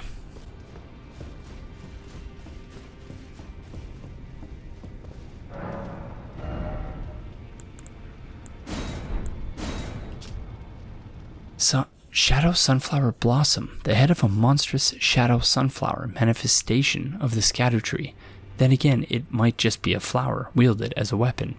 Much like the Scadutree itself in appearance, a second stalk winds tightly around the first, almost as if in a tender embrace. Unique skill, Shadow Sunflower Headbutt. Slam down the blossom of a large shadow sunflower, sending out a shockwave that flattens foes. Repeated inputs allow for up to 2 follow-up attacks. So indeed, you can see that there are 2 stalks winding around each other, as we pointed out early on with our Scadutree visual assessment. Land of Shadow, incantation originating from the Scadutree Avatars, or from Scadutree Avatars, creates a hail of golden projectiles which are fired towards foes after a brief delay. This incantation channels the force of the Scadutree's power, and its gold is accompanied by shadow. Very interesting. You can see they almost look like mushrooms as well. Maybe that's just me. Well, I think that's as good a place as any other, so thank you all very, very much for joining me, and I will see you in the next one. Bye!